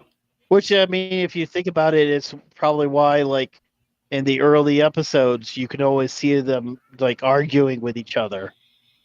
They always argued. They always argued. Oh yeah. There was always some form of argument happening. That's why they had to hire another team because we're like, you guys are arguing way too much. We got to get another team, and that's when they got like Harry and Grant and Tori, and they got the Yeah. Well, other girl.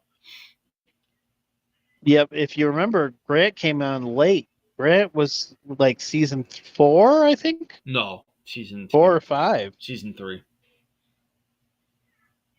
He was season 3. Carrie was season 2. Carrie was season 2. Originally, she was supposed to just be. She was a walk on, and she talks about it. She was a walk on for like one episode, and they liked her so much that they just brought her back. Yeah. Hey. Yeah. So here's the thing. You ready for this?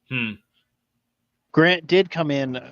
Grant came in late. He was. It says that originally when they brought it in, it was Carrie, Tori, and Scotty. Scotty, the yes. girl.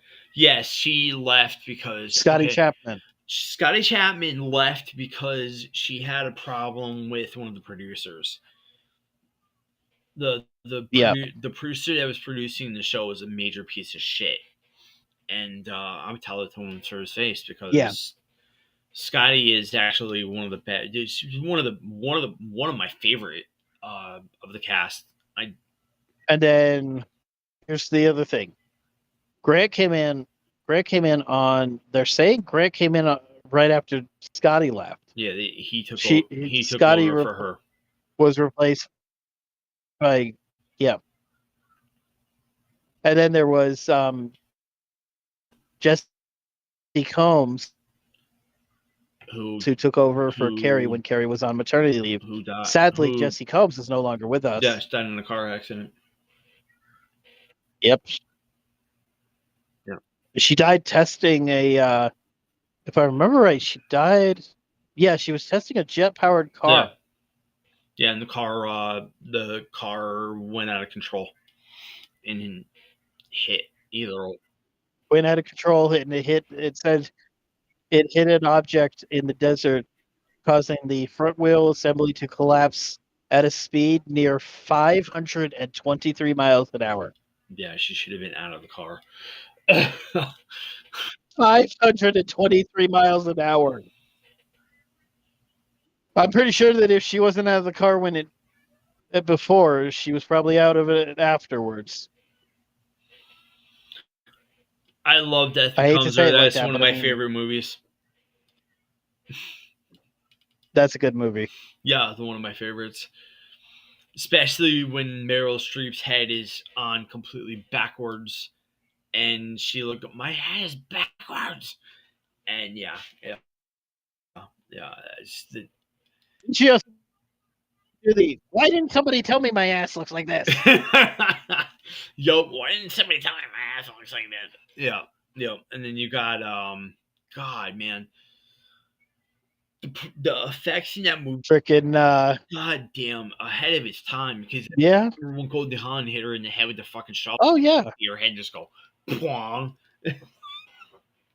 Damn, she fucked her up. I don't know. Sometimes you watch that movie. Yeah, but sometimes you watch that movie, you're going, why do I feel like this is like a Looney Tunes movie? It did feel like that in certain spots. Yeah, it did feel like that in certain spots, especially when you hit her. Especially when she got hit with the shovel. Pwong. What the fuck? Yep. Exactly. Oh my god, that was yeah. Thanks a lot, Jupiter.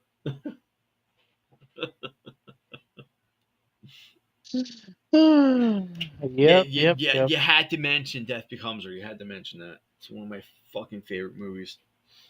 Oh, of course. Yeah. Well, I mean, come on. Robert Zemeckis did a great job on that one. I mean, you know, and you also got to figure it's him coming off of, I think he was, the two movies before that he was coming off of were literally Who Framed Roger Rabbit and the third frickin' Back to the Future movie. Two of the greatest fucking movies ever made, believe it or not. Who Framed Roger Rabbit is Well, I another will argue favorite with of anybody mine. that ever says, yeah, I will argue with anybody that says the Roger Rabbit wasn't a great damn movie. I love it so much that I bought it on freaking DVD. Actually, I bought it on Blu-ray. One of my favorites. I mean, God, you can't get. How Yeah. can you go wrong with? Here's the crazy part: is if you really want to think about it, The Death cast is Becomes just Her. amazing. You had before it, Zemeckis did Back to the Future Part 3. Hmm. After it, his next movie that he directed, Forrest fucking Gump. Yes.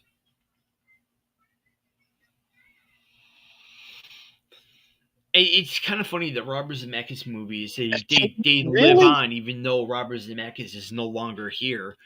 That his movies just continue to live. He is. He's still alive.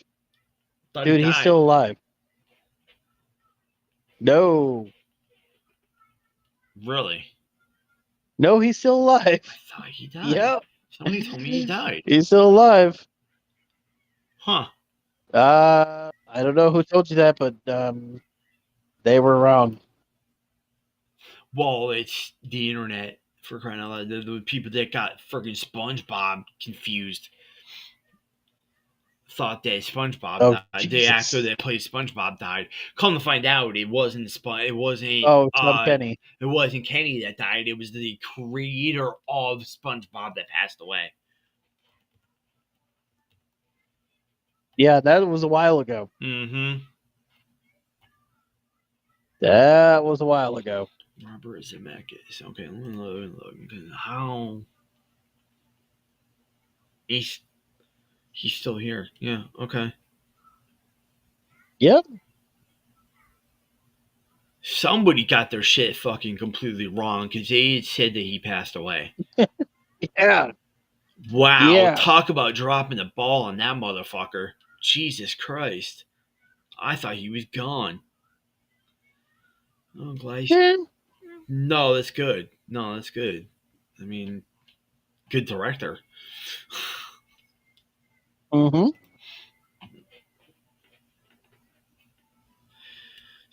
She's talking about Sleepaway Camp. Sleepaway Camp early? Jesus. The ending fucked me up.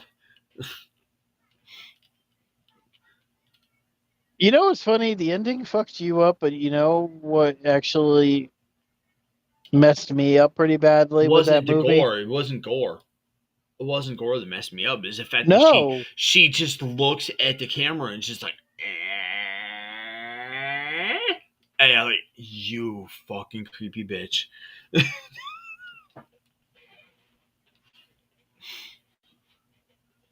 Why did you do that?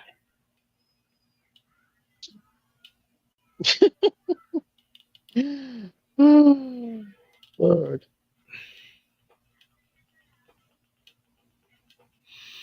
Oh, I got a good one for you. How about the fact Sleepaway that Camp in Pieces were probably the only two movies that fucked my head up bad. Because Pieces, you think that, okay, so you think the guy that loves his chainsaw was the actual murderer? No, no, it was somebody completely fucking different. They set it up to think that the guy that loved his chainsaw was the killer. Come to find out, he's not. He's actually a hero character,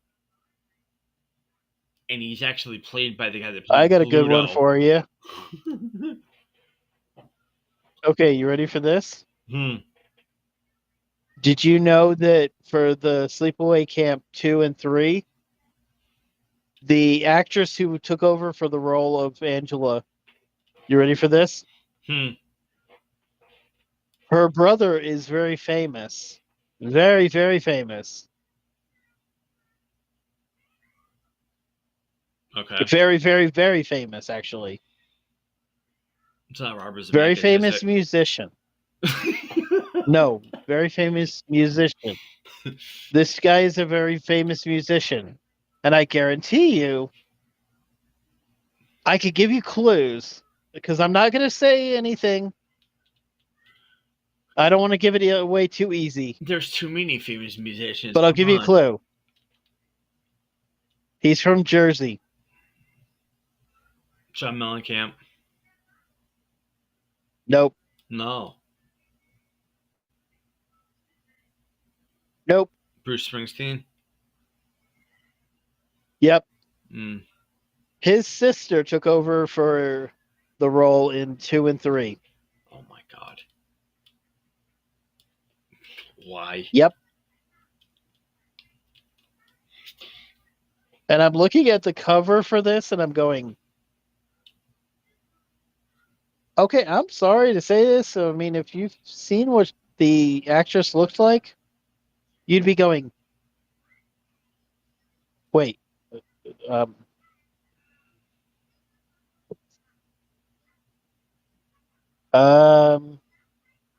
Okay. Yeah, no. She was. Everybody talks about Sleepaway Camp in that very end sequence when she's just staring at the camera like that, and it's like, yeah, that's just majorly creepy as hell. It just gives you that, oh my god, what the fuck happened there? She's just,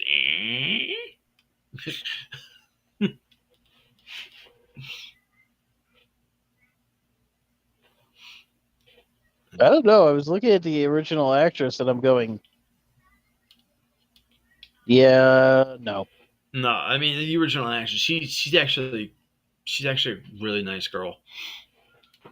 She does a lot of the circuits, but yeah, yeah. Yeah, definitely not really. I would not exactly say looker. Huh? That's kind of funny. She was in a movie that you happen to be trying to talk me into watching. What? She was in Terrifier too. Yeah. Yeah. There, Could have told you that.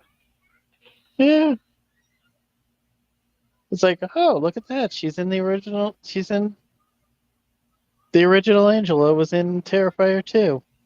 Yeah, I forgot what character she played. It says Miss Principal or something like that. Miss Principe or something like that. Oh, she was the Trying to principal. figure how it's supposed to be. She played the principal. She played the principal. Yeah, Makes sense. she played the principal after the Oh, boy character found the possum. Yeah, yep, yep. so here's a kicker though. You ready for who her husband is? Hmm. Her husband's the singer guitarist, or at least former singer guitarist for CKY. No shit. Yep. Apparently, from what I heard, they're supposed to be getting back together. I don't know. I don't know how true that is. Mm.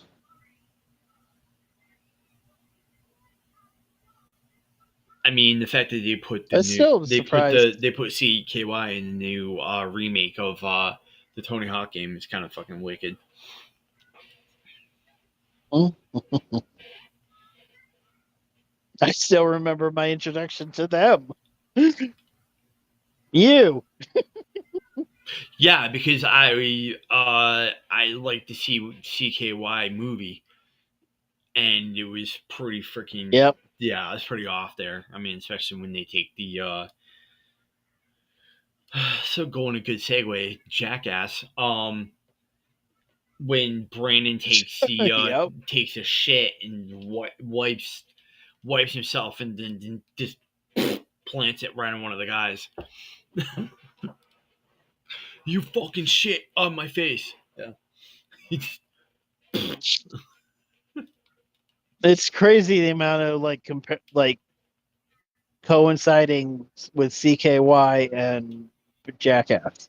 Well, you have okay, so Bam was he funded CKY. He kind of supported them, but he was more into that band called Him. Remember Him? Yep. He was heavily into those guys, and they sound Oh exactly yeah. like CKY in certain spots. Oh yeah. Very similar. Very similar tone and everything. Yeah. Similar vibe. Yeah. Yes.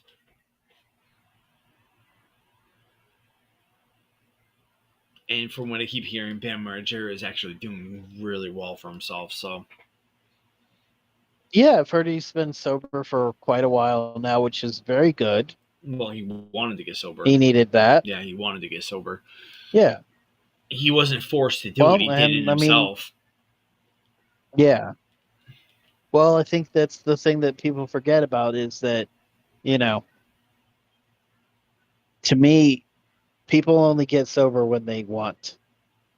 They have to want it. Well, it's like me. Remember when I quit smoking? It being It's like forced. with me. I wasn't Yeah. forced to do it. I wanted to do it because I couldn't fucking breathe. I remember I was on your goddamn couch and I'm just like I'm struggling to breathe. Like, yeah, exactly. Yep. Like these fucking things are going in the trash. I'm done. Yeah. Yep. Yep. But he did an interview where he was talking about how Oh. people were trying to force him to get clean and sober. And he's like, it wasn't working because that's why I was signing myself out of rehab all the time. People were forcing me to do it. And he goes, I got clean and sober on my own terms. It's how you should have done it in the first place. But Yep, pretty much. yeah.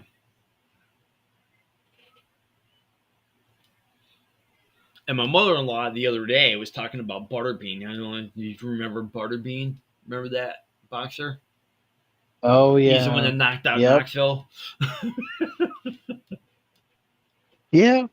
They were The fighting funny in the part with department him store. is that he's actually last I heard, I think he is.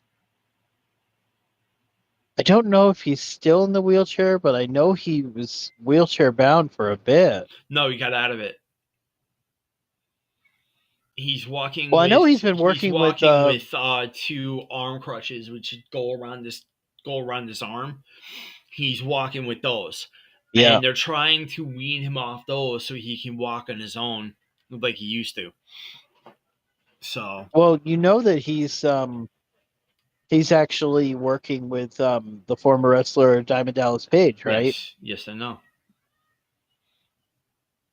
Yes, Page has done amazing. Like that man, look, Jesus Christ, look at the people that man has helped out. he's done a lot of good work for people. You know? Done a lot of good work for people. Oh yeah. He got. I mean, come on. He got Jake Roberts sober. Yep. When nobody thought Jake Roberts would ever get sober. Yeah. He got Scott Hall sober when Yep. nobody thought Scott Hall could get sober. Mm-hmm. I mean, shit, he's working on getting Lex Luger to get out of when Luger went into the WWE Hall of Fame, he actually got out of his wheelchair for the first time and actually walked a little bit to the podium. Yeah. Yeah, he's been working, which he hadn't been able to do. Yeah. Cheers to root beer. Nice. I mean, to me, you listen to all that stuff and you go, Jesus, man, come on. Yeah. He has done some amazing work. And I mean, I follow him on Instagram all the time, and he's got these quotes that he puts up, and it's just like, I will share the ever-loving shit out of them because they are so good. They're so good. Yeah. Yeah. No, I mean, that man is like literally. Yeah, he's doing good work, and he's an inspirational type person. He's he's done motivational speaking, and he's really I mean, he's talked about some of the stuff that he's done when he started that TDP yoga. Yeah. And it's amazing. People forget he was also in Devil's Rejects. Yeah. Yeah, played the bounty hunter.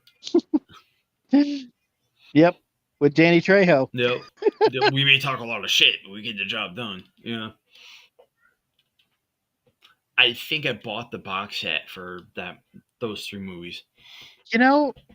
Here's an interesting thing, and I want to see if you knew about this. Did you ever hear that one of the things that Danny Trejo has actually said, and he's made this it's very well publicly known, that if he plays a bad guy character, that character has to die. Has to. No, remember Con Air. He literally has it written into his contracts.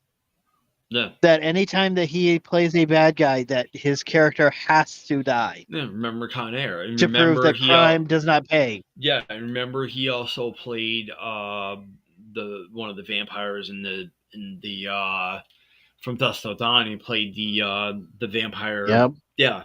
He died. The vampire bartender. Yeah, the vampire bartender. Let's see it, not to mention. He's think about it in this way. He was also in Once Upon a Time in Mexico. Died. Was in Desperado. Died. Mm-hmm. Anytime that he plays a bad guy character, his character dies. And I thought it was very interesting that he literally has it written into his contract. But here's the thing. His character dies. Here's the thing that I find very interesting. So he did Halloween, the remake. He played the janitor. But his character wasn't bad. Exactly, but he died anyways.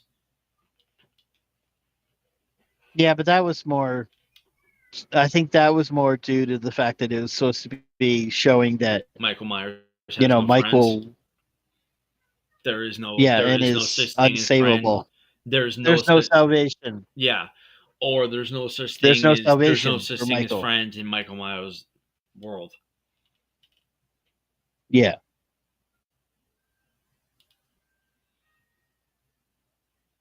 So that's probably what did that. But I know Yeah. that in Machete, he wasn't the bad guy; he was the good guy.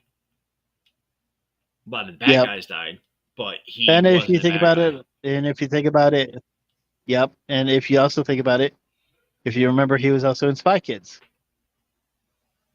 Yeah, he was the good guy in that one too. He was the uncle. Here's the kicker to me: that do you realize people don't realize this?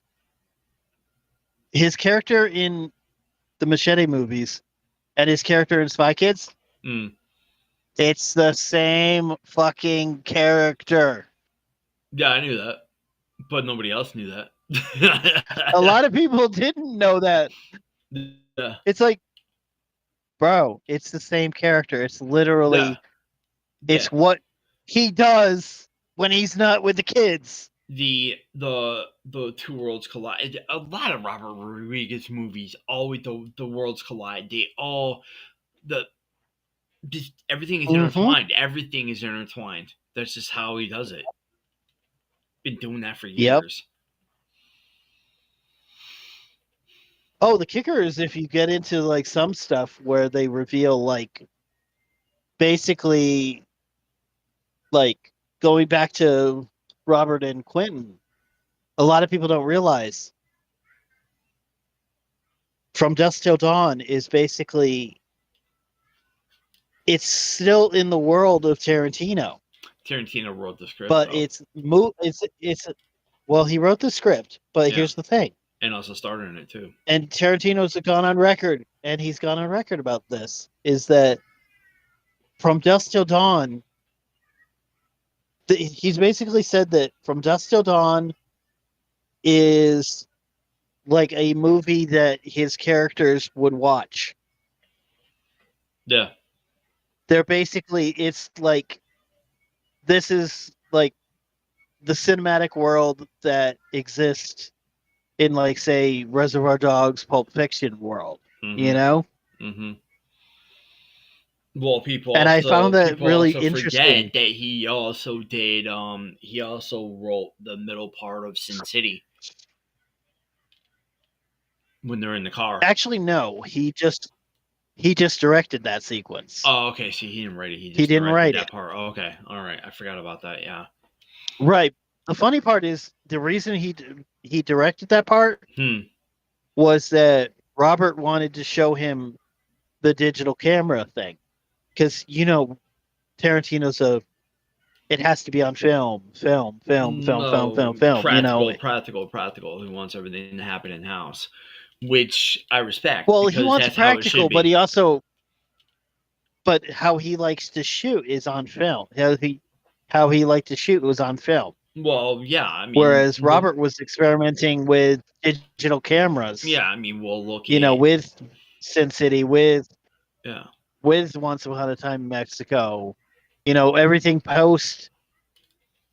everything in that post Sin City one. Robert has done it all in with digital cameras, you know, The dentist rather is than eight crazy. millimeter. Your 8 millimeter film. Tarantino was a huge fan of 8 millimeter film. Which he Your did. Yeah, traditional. which he did. He shot in not Inglorious Bastards. The Hateful Eight and He shot 8 millimeter. Kill Bill in it. Shot Kill Bill on 8 millimeter. Shot Pulp Fiction on 8 millimeter. Shot Reservoir Dogs on 8 millimeter. Mm-hmm. Yeah, I think he went back to it on. I think he went back to it for Inglorious, but I yeah, know he experimented with the digital as well for the Grindhouse movie that he did with Robert. yeah, because him and Remember when Rock. they did the Yeah, Grindhouse movies? yep, yep. They shot that on digital. Yeah. And yeah, Super. Because Robert I was have into. seen The it. funny That part is is, crazy fucking movie. oh, that is a fucking horrible movie. That is a horrible movie, especially if you don't like The Dentist. It's horrible in a I good fucking way. hate dentists. Fuck them. It's horrible in a good way though. Fuck dentists. I hate fucking dentists.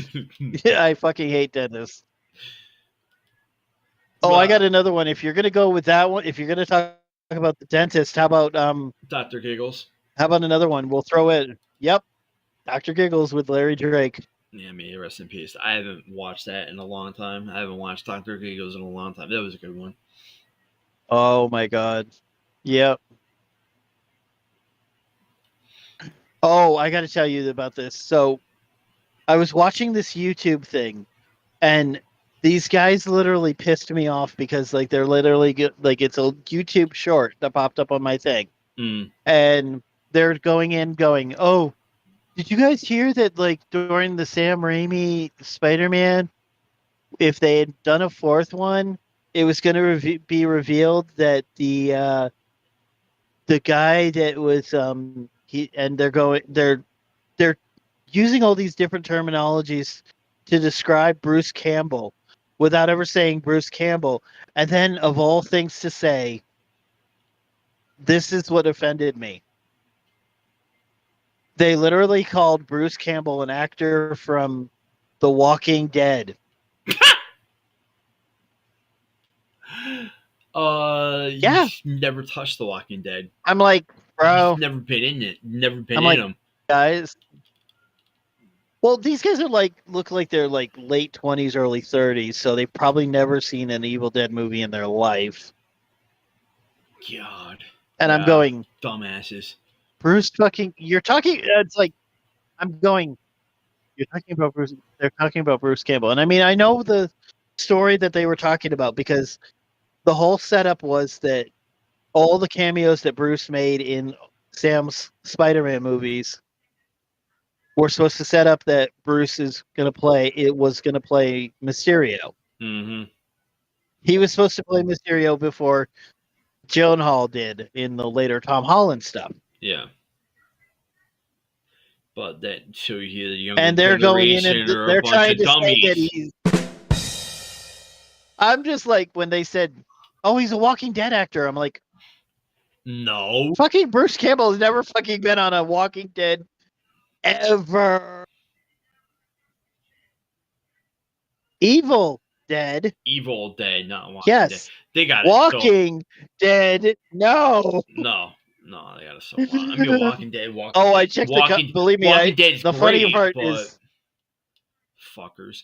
The funnier part was like I looked at the comments and somebody like they're literally like half the comments are Evil Dead, not Walking Dead, fucktards. Yep.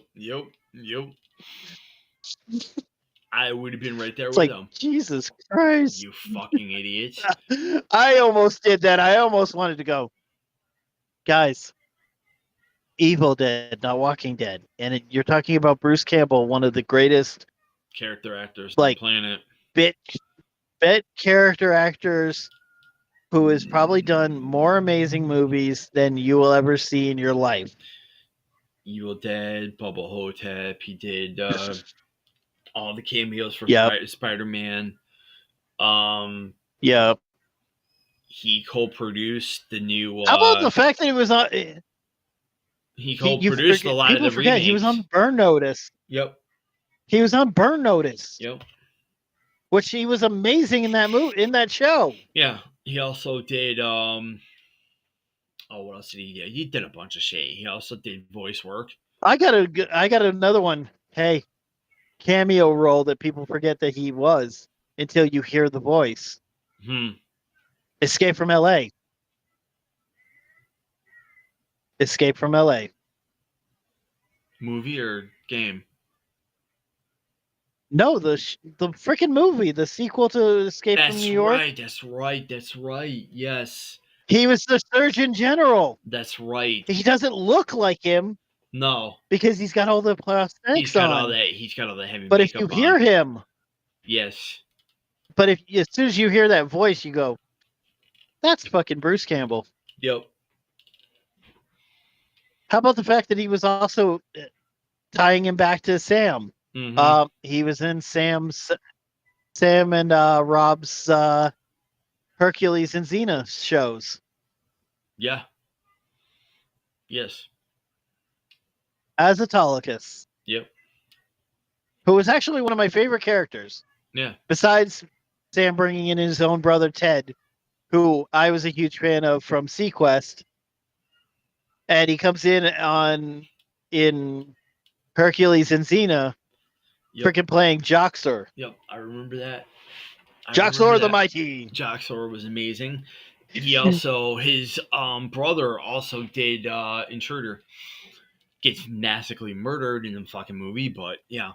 Yep. Yep. And people also And forget that his people brother also was also in. people also He was in this forget that amazing he movie. was also the voice for Sam in the Evil Dead video game. Yep. Hmm. But he was also in another very good movie that his brother was not involved in, but a great horror actor was in as well. Oh, I know. He was in Candyman. Candyman. Yep. Briefly.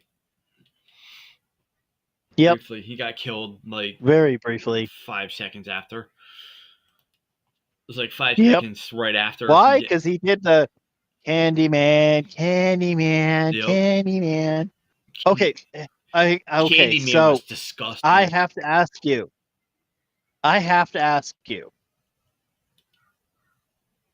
So my nephew and my brother, they had never seen the original Candyman. I introduced them to it. Why would you introduce him to that They fucking movie?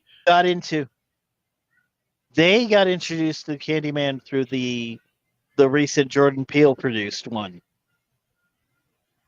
How'd you feel about that? I actually thought it was a really good movie. Really? I liked it. I really did. Was it gory? I thought they did a really good job. Oh yeah. Really? It was fucked up. It was fucked up. Huh. Because I remember, and they found a way to the bring 95 version. They found a way to bring Tony. They found a way to bring Tony into the movie. No kidding. And the way they did it was perfect. I mean, to me, if you were a fan of the sequels of the Candyman movies, yeah, you're not going to like the newer one. If you were a fan of the original, yeah, it brought it back to that vibe. Which I was a big fan of the original. I did not like the remakes at all. I didn't like the sequels. I thought the sequels were trash because the remake was good. The remake was good. The sequels, I liked it. I thought it was after 95, after the Tony Todd version, the Tony Todd one. Yes. They decided they were going to recast. Yeah, the original. Yeah, they recast the it. Tony. No, they had Tony. They had Tony. Oh, they did? I thought they recast Tony was in all of them. Okay.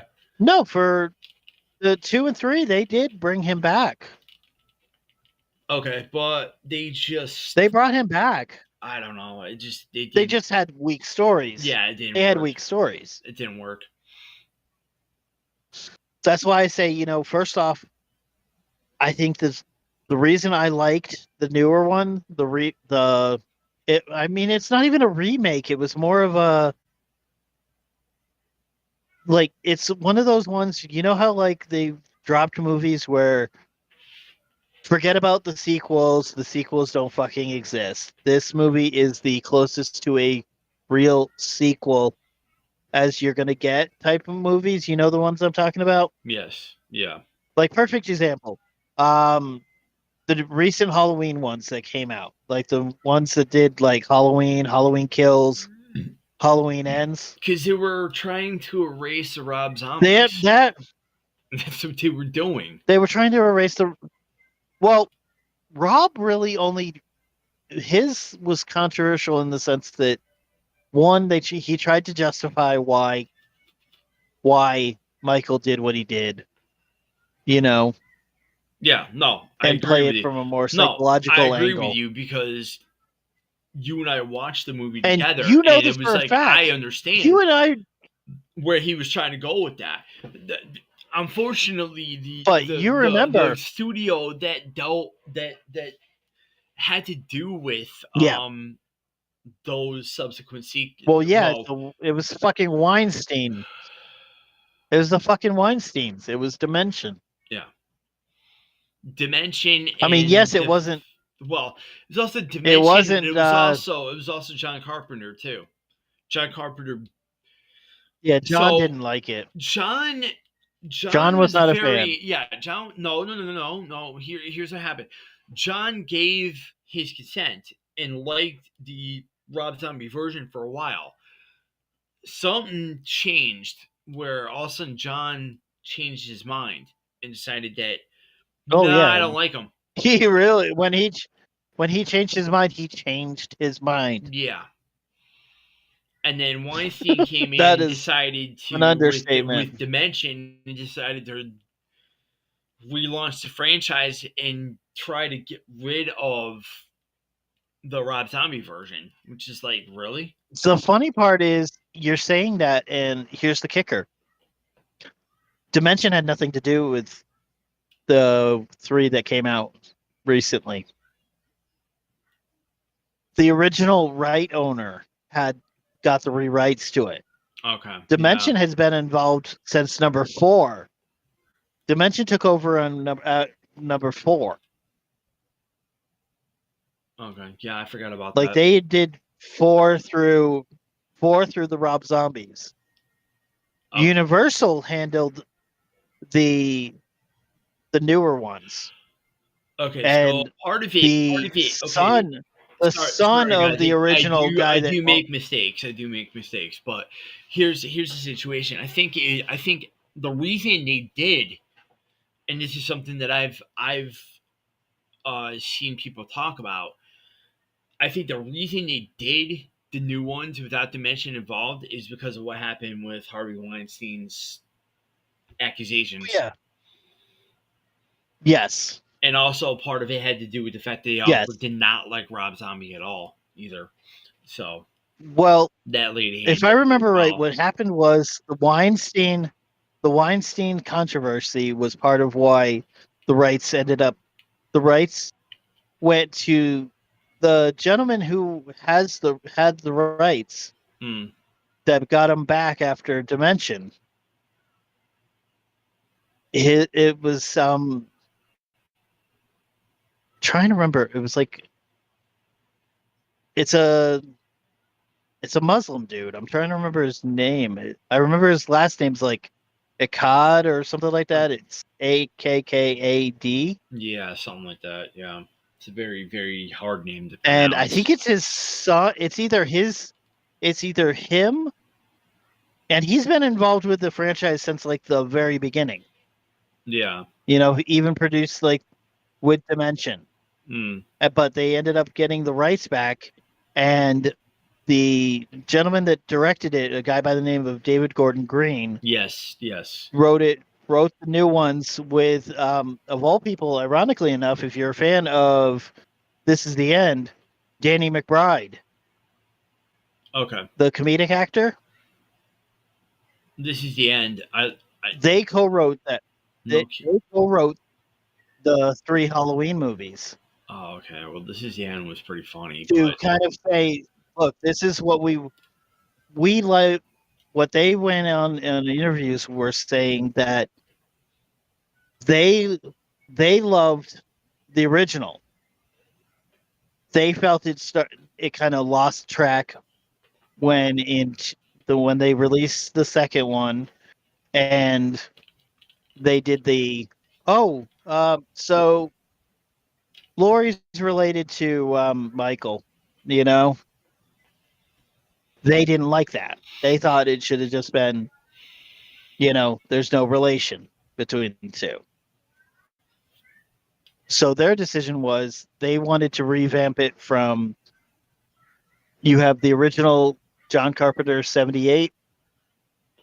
They're launching it.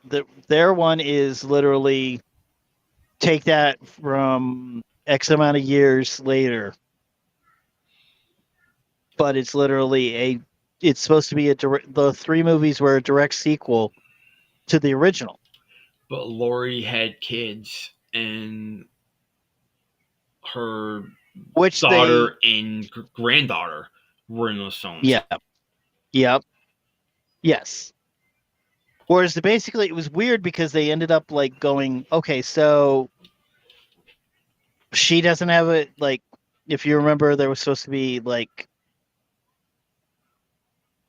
you remember in like Halloween 4 and 5, there was the character that another great actress, Danielle Harris, played. Yes. Where it was supposed to be Laurie's daughter, and that Laurie was dead, and then like they brought Laurie back in H2O, and now Laurie has a son.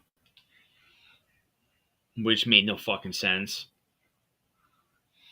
And then brought, and then in like, Halloween Ends and Halloween Begins and all those. The Halloween universe has always been back and forth, back and forth, back and forth. I don't know what the fuck to do with it type of situation because it's always been. Well, here's the thing. Carpenter's original plan, and Carpenter has gone on record for this, is that his original plan was Halloween 1, Halloween 2. That was supposed to be the end-all be-all of the Michael Myers. Halloween 3 was supposed to start how Carpenter wanted it, where the Halloween franchise was to be an anthology type. Yes. Yes, I remember that because which is why they went into the Silver Shamrock. Yeah. Yep. The whole mask thing. Yep. Which, I mean, if you look at it, here's the thing. If you're looking at that movie as a Michael Myers, it did. It did. But here's the thing. Here's the thing. As a fan, if you look at that as a fan of Michael Myers, that movie is going to automatically piss you off. If you're looking at it in the sense of treat it like it's an anthology, first off, that movie was really good. No, I agree. I thought personally it was really good. I agree. Yeah. Yeah. And it was a very good movie. I mean, God, Tom Atkins killed in that movie. He was amazingly. Yeah. Yeah. Exactly. And even he's on a record saying it's Tom Atkins is the most misunderstood movie and most underrated because it just fucking fans are bullshit. They come in and they want Michael Myers. I want Michael Myers. And it's the same deal with fucking what the hell was it? They bitched. Friday the 13th. Friday the 13th. Because they decided to go a different direction and take Jason out of the equation and, have somebody else. And of course they were gonna make Tommy. Yeah. They were gonna make Tommy the bad guy. Yeah. Tommy was gonna be warped. Yeah. By his experience with Jason. Yeah. And they teased that. Yeah. Here's the thing. They teased that in the Friday the 13th one where they killed Jason off. Yeah. When Tommy Jarvis kills him. Yeah. You see at the end that they're teasing that Corey, Tommy's been fucked up by this. Corey shaves his head. Yep. Corey shaves his head and he goes and kills Jason. And if I remember right, he tries to stab. Doesn't he at the end of the one try to stab somebody? Yeah, his own sister. Yeah. Which sister. Was kind of teasing. Hey, he's lost it. Yeah. And then you go into the next one and New Beginning where it was like, okay,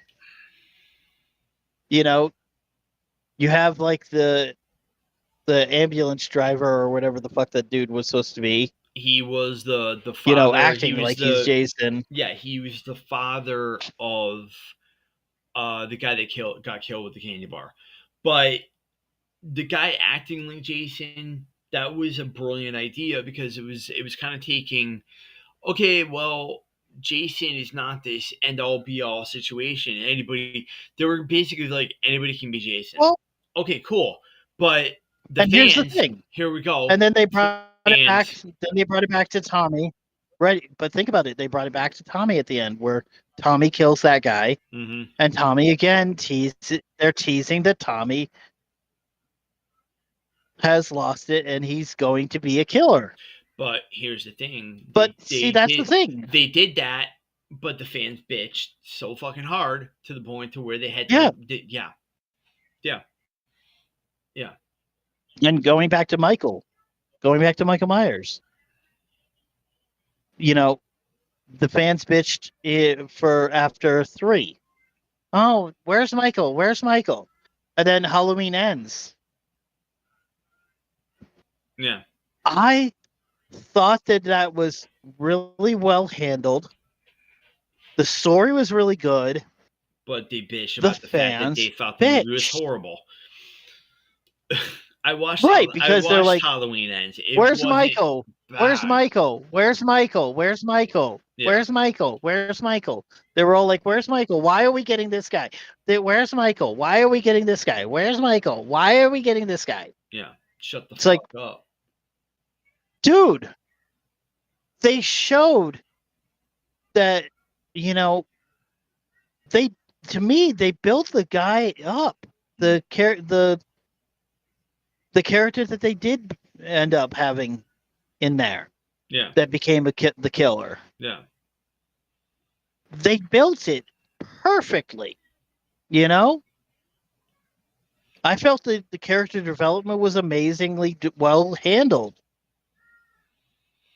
You know, but yet all you hear is, we didn't come to see this movie because of this guy. We wanted Michael.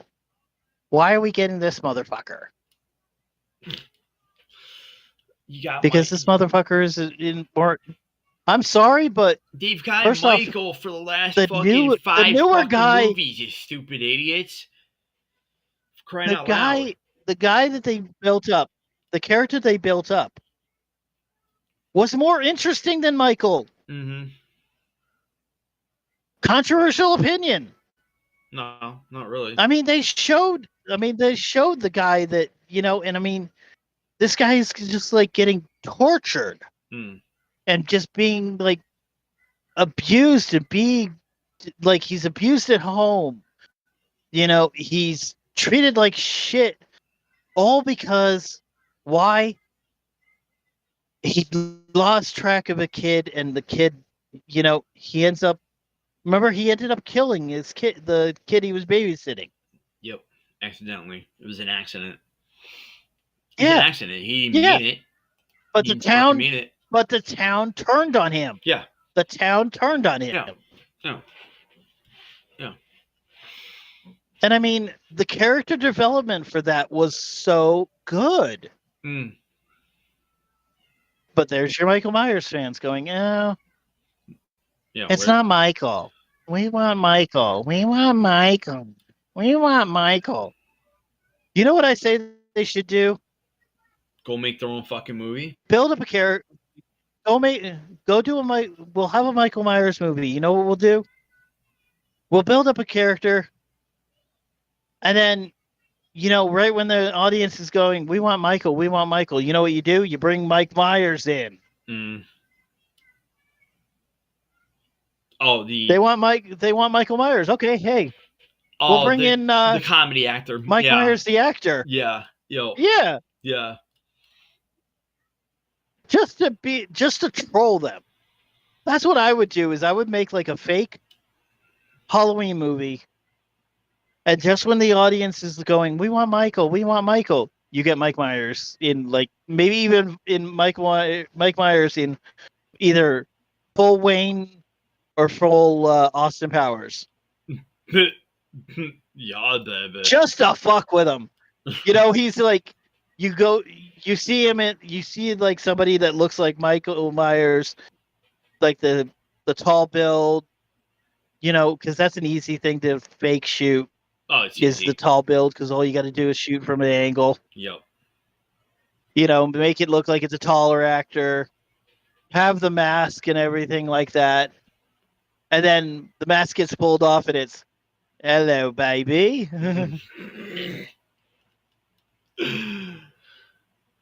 Yep. Exactly. So okay, so we were supposed to get into I would we're gonna troll be the getting fuck out of into people, man. yeah, it would. It would be. It'd be fucking fuck you. Fuck I you, would fucking troll the assholes. fuck out of them. Fuck them. But Chris and I are supposed to talk about the new rules on Discord and what's going to be happening moving forward. Yup. If you guys saw on the actual Twitch, you see in big black bold letters, those are the rules for the streams. They will be heavily enforced. And same with Discord, they will be heavily enforced. Um, there's been a lot of like, and I admitted this this morning. I made a lot of mistakes myself. Self promotion, shit like that. Uh, you know, we're only human. We got to figure things out for ourselves, and things have to happen. But Yeah. in order to keep the community safe and keep everybody else safe, we have to make the rules the way they are. And I know Krista went over with them. She read them, and everybody else read them. And I know some people are probably not Yep. happy, but it's my lounge, it's my Discord, it's my Yep. channel. I'm gonna do what Yep. is best for me and best for my patrons and people that want to be here. So plain and simple. Yep. Do you agree with that, Krista? I think it's not a bad idea. I mean, I feel like right now, and you and I have talked about this outside of Discord and Twitch, is that right now there's just too much political nonsensical bullshit going on. Yes. Everybody's using politics, and it's too much. Like I have friends. I mean, you're more on the conservative side. I have liberal friends. I I have seen both sides of this whole thing that's been going on. And to be honest with you, I'm sick on both sides because it's just like both sides are just like it's just everybody's taking advantage of this situation that happened. You know, there's one side that's going, Good or bad, no you've matter got one what. side, I mean, yes, good or you look bad, what happened with Jimmy good or Kimmel. bad. I'm sorry. Yes, and the Jimmy Kimmel thing, I will straight up say, in my personal opinion, is an assault on free speech. But he's not funny. He's Kimmel, never really actually been funny. no, he hasn't been funny since the Man Show. You're not wrong there. No, he hasn't been funny since the Man Show. Ever since him and Adam Carolla split and the Man Show ended, he has not been fucking funny. Whether it's you know attacking free speech or not, it doesn't really matter. The thing at the end of the day, the man is not funny. He's absolutely atrocious. Hmm? And it's not political. It's not I just don't political think at all. I never really. It's not political at all. It's just Yeah, I just I think he's I don't useless. find him funny. I I have think not he's found him fucking funny. useless as far as I'm concerned. He's useless. He's not funny. His show was gonna get. He did that because his show was gonna get canceled because he's just not funny. He's just not funny. Period. End story. He's not funny at all. I don't think he's hilarious at all. I've seen people with overnight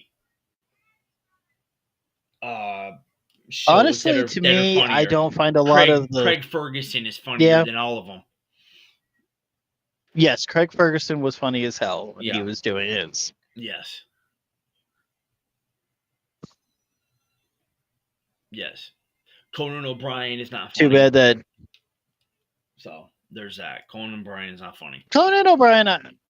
He can be Wow. at times. Okay. He can be at times. But he's also He had his moments. He's also a guitar player, and He had his also very moments. good. He's also very good. He's I will he's say- a fantastic guitar player, believe it or not. I mean, I was like, I'm a fan of like back in the day, you know, your Lettermans. Yes. Leno was kind of funny. Leno had his moments, you know. Yeah. No, I like Leno. I didn't mind Leno. I don't Leno had I his don't moments. like Jimmy Kimmel. It's not because of but- politics. It's just because he's not funny. Plain and simple. I don't I like don't him because he's disagree not with funny. you. I didn't think he was that funny either. No, he's not funny. He hasn't been I funny mean- since the Man Show. That's it. And even in the Man Show, you know who is the best part of that whole entire show? Adam Carolla. Adam Carolla and Red Fox were the two people that made that show what it was. Not Kimmel. Unpopular opinion, guys, but Kimmel was decent, but the last time he was really, like, to me, really funny was when him and Ben Stein were bouncing off each other for Ben Stein's money. that was hilarious. Not gonna bullshit on that.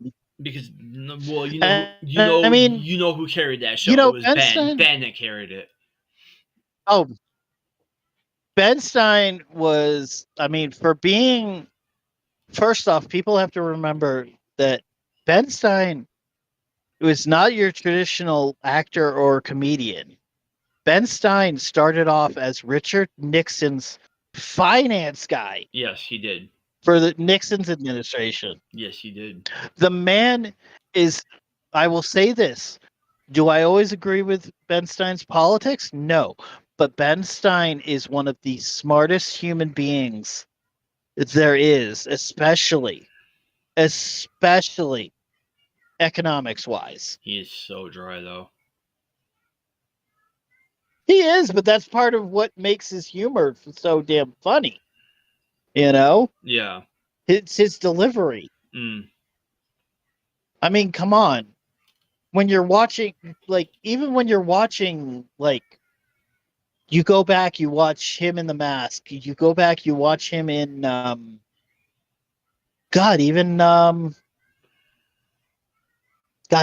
in Ferris Bueller. Bueller. I mean, come on. Bueller. And then, like, when he goes into the economics class, which he's literally, people do not realize, when he goes into that class, and he's teaching in that class in that movie, yeah, that is he is literally talking about a subject that he knows very well. Mm-hmm. Like, he is literally, when he's talking about the subject, he knows it. Yeah.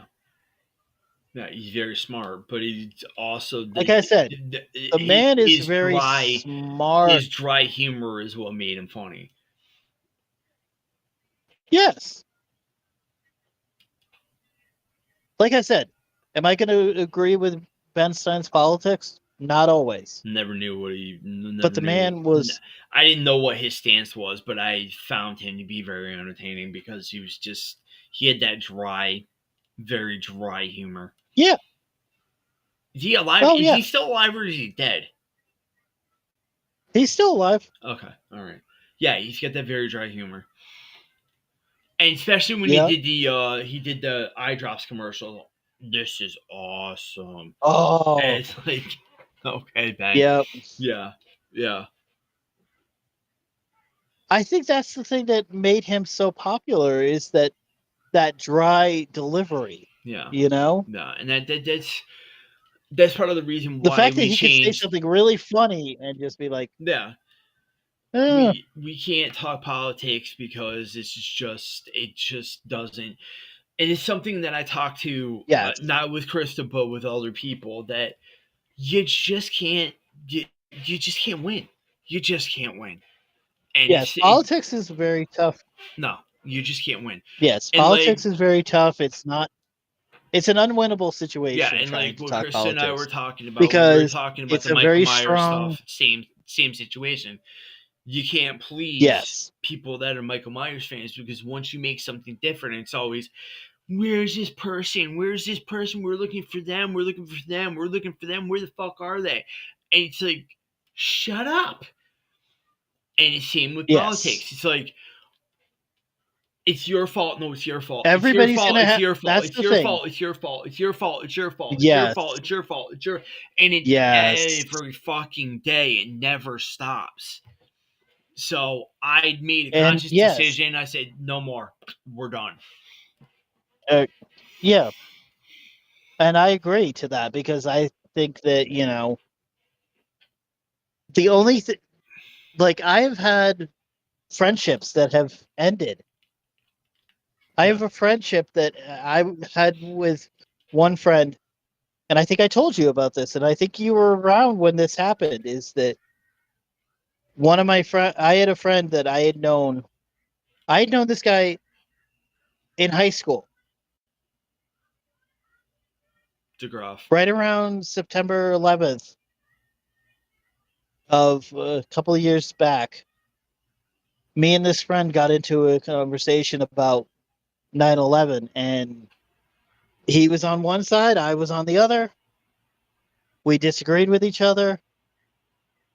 Next thing I know, he unfriended me Mm-hmm. over my opinion. Yeah. And I was just like, you're going to unfriend me over a stupid opinion. And you and I have had our issues. You and I had a brief little spat over, Yeah. and it was over politics. Yeah. Yeah. But I've also learned over many years of being how old I am that no good comes from it. Doesn't come. Yep. This is as far I as we're gonna mean, dip our toes in the political sphere, guys. Because here's the thing, yes. like we said, Yeah. no good This is comes it. from it. We have no opinion. We have no. Absolutely And this is not. the thing I said on Facebook. We are not politicians. We are No. we are streamers, possible influencers, maybe, but we are not politicians. We have no stake in any of this shit. So to go back and forth, Yep. back and forth, back and forth, it's a waste of time.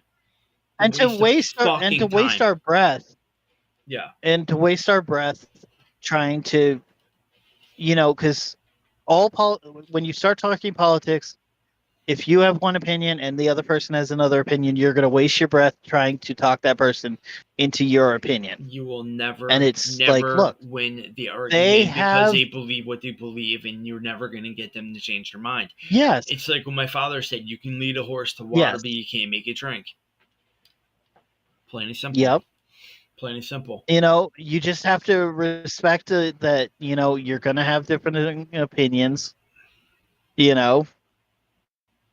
The problem is and people that's have it. different opinions, and the problem with the opinions is when you have a different opinion from somebody else, when their opinion they think matters to them, it's almost like biblical. Like my opinion fucking matters, and I'm Yes. gonna kill you if you don't agree with me. That's just Well, it's and that's been the ingrained problem. in this And, society for you so know, long. that's been the big thing. That's been the big thing. And that's been one of the things that, like, I feel, you saw how quickly when we started talking about it on the Discord, I immediately was like, look, my thing with this whole thing is we need to stop treating politics like it's what keeps our friendships and everything alive. That, you know, my opinion this, my opinion that. It's like, look, here's the deal. My belief is straight, quite frankly, here's the thing. No human being should ever, ever, ever, on either side, there should never be any violence toward a person for stating their opinion. No, there should not be. ever. But here we are. Ever. And Here this we is something I was gonna. This is what when we were talking when I messaged you last week before we had to cancel. I wanted to talk to you about something. This is what I wanted to talk about. Is that I don't care if a person is conservative, Democrat, Republican, liberal, whatever. I've always believed that I was brought up to believe that everybody has the right for their freedom of speech to say what they want, and it should not matter. Like, I will tell you right now, there are things that I have heard from certain people that I found offensive. Our forefathers would be rolling. But I will never argue with their fact that they have the right to say it. No, exactly. But like I said, like I was just gonna say, our forefathers would be rolling in the grave right about now. Especially with all the talk about taking freedom of speech away. It's literally the First Amendment is freedom of speech. Mm-hmm. We should not have a problem with the fact of people saying things. They have the right to say them. They have the right to have their opinion. We have the right to have a disagreement in opinions. You're not gonna we die have from saying something. Yes. You're not gonna die exactly. from it. It's not gonna kill you. You have no right. Exactly. These people that act like this person has a different opinion than mine, there needs to be violence done to them. No, they don't. I don't care if somebody wants to be N-word this, N-word that, drop the N-bomb as many times as they want to. They have the right to say that word. I have the right to be offended by that word. But I'm not going to take action against them because they say that word. Right to ban them off my stepfather drops that at. My stepfather has a habit of saying the N-word constantly. My stepmother. And I have my on my biological mom's side, I have an African American cousin. Mm-hmm. So I get offended when people use that word. I have family members that are Hispanic. I have the right to be mad if somebody starts going, deport the Hispanics. My nephew is Hispanic. My nephew, his father was an illegal from Mexico. He's already back. He got kicked back because he beat the shit out of my sister. And rightfully so. I mean, that's go back because he was a shitty ass human being, violent human being, and that's what 95% of the deportations were, because of all of the, hardened criminals we had in the freaking country. But regardless, we have nobody's gonna die from an opinion. Nobody's gonna die from saying something. Nobody's gonna die from the for problem saying is something. That there's but if you use they're platforming it. Yeah, they're platforming. Platform it, or like Chris just said, the N-word. If you say that now on my channel, you say something like that, they'll get you banned. Reason is, I have to do it because I have to protect the people that are watching.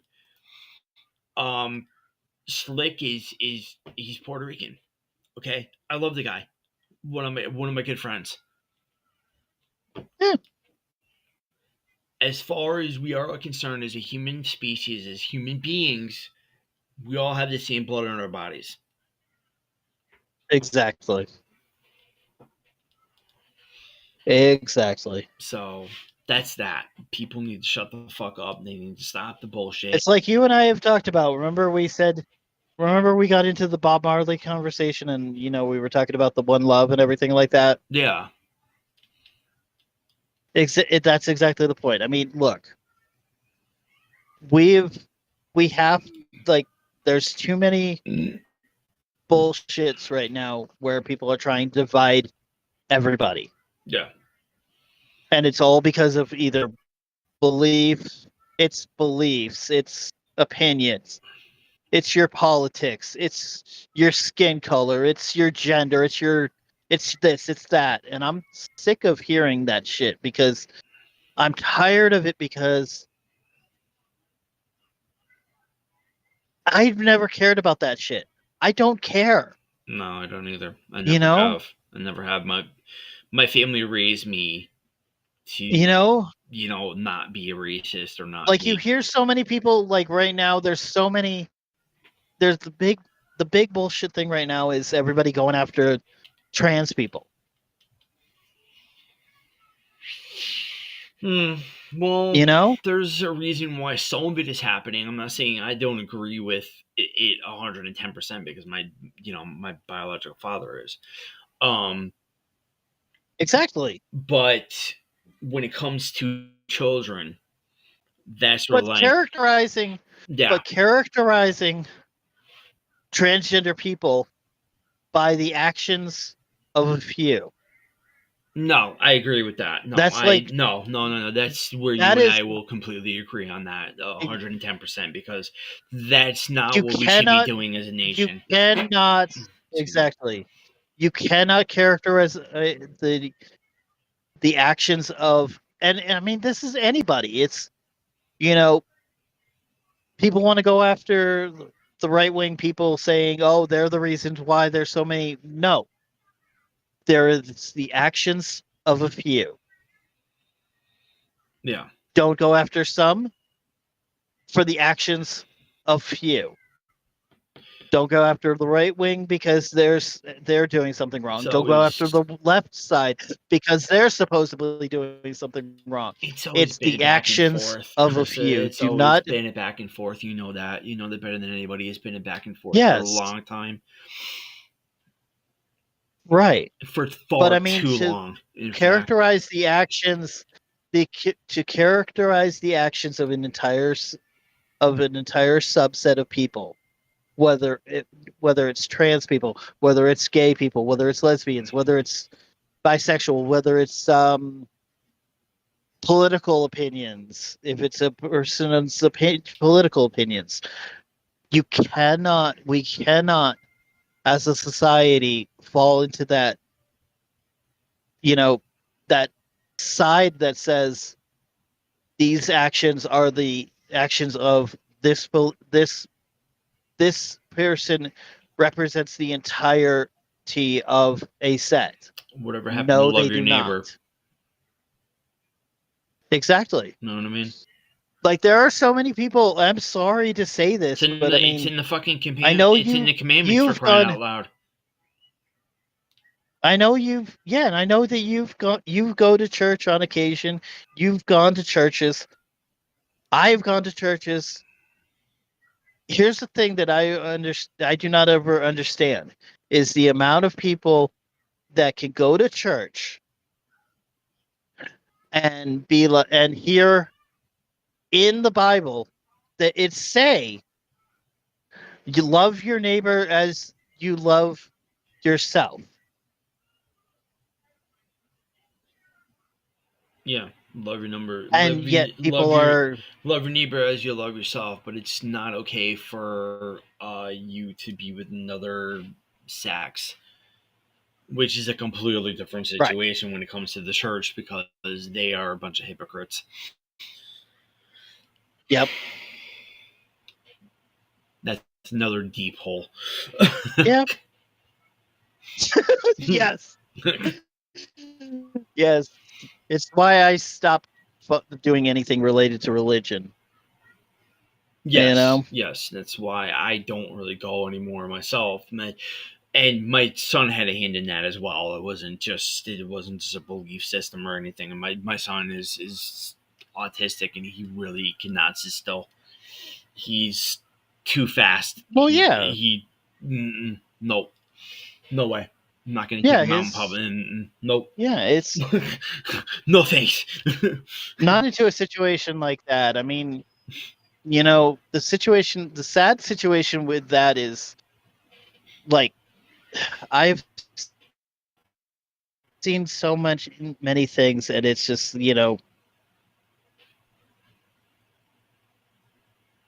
I mean, the current situation between myself and my biological mother is complicated to say the least. Yeah, so me and my mom, we're complicated, but we figured it out.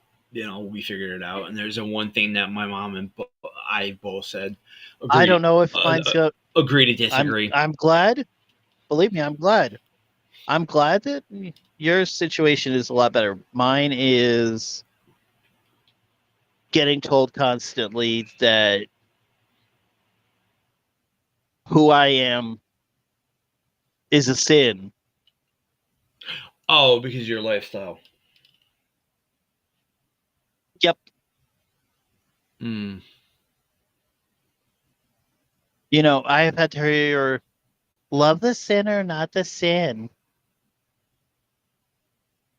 Which is a sack shit, Chris's biological mother is very, very religious, but unfortunately she is too hyper religious to the point to where it's almost abuse. Yeah.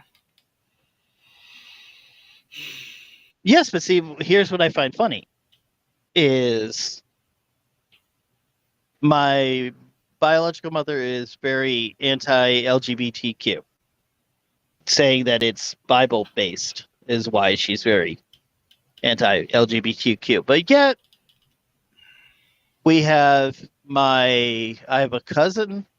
I've actually I have here's the LGBTQ side of my family, and it all is on her side, by the way. Mm.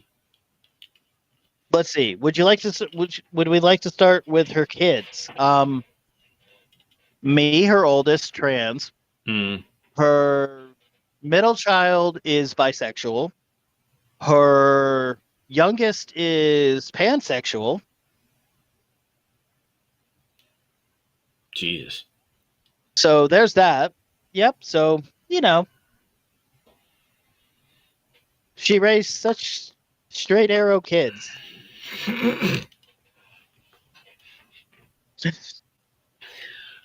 No offense. Emphasis No offense on to anybody, but her mother will never make Mother of the Year, unfortunately. And that's me Let's putting see. it as mild as I can. I have a cousin through my uncle they are trans male and they are also non-binary. So, if we're going to go into the pronouns, that everybody goes, oh, pronouns. We hate pronouns. Oh my God, pronouns. Well, they don't. Yes, They don't make. I have a cousin who likes to sense. I have a cousin that goes by they them. Born female, is presenting masculine. I have another cousin who is bisexual and has a child that is trans female. Did they transition at the age of 18? They transitioned around 16, 17. Mm. But they did that that was their own accord. They made the decision themselves. Okay. They did not feel comfortable as male. Yeah, see, that's where the argument gets a little skewed because you said the situation is like, we don't really want to see kids, get indoctrinated into that situation. I don't really give a shit what people do with their lives if they want to be trans, gay, whatever, all that stuff. Just keep the kids out of it. Just keep the kids out of it. That's all I can say. Just keep the fucking kids out of it. Let them make the decision when they get older. Exactly. Like when they're like, I've heard different situations on different things, So I understand that side, that opinion of it, because when you're that young, you don't know. No, you don't. You don't. You don't know. I mean, You know, My son's 10 years old, I'm and he's like, got I'm autism, and he still likes stocking stuffings. So there's that. He's not gonna know. He's exactly. I not gonna mean, know the difference between those types of situations. right.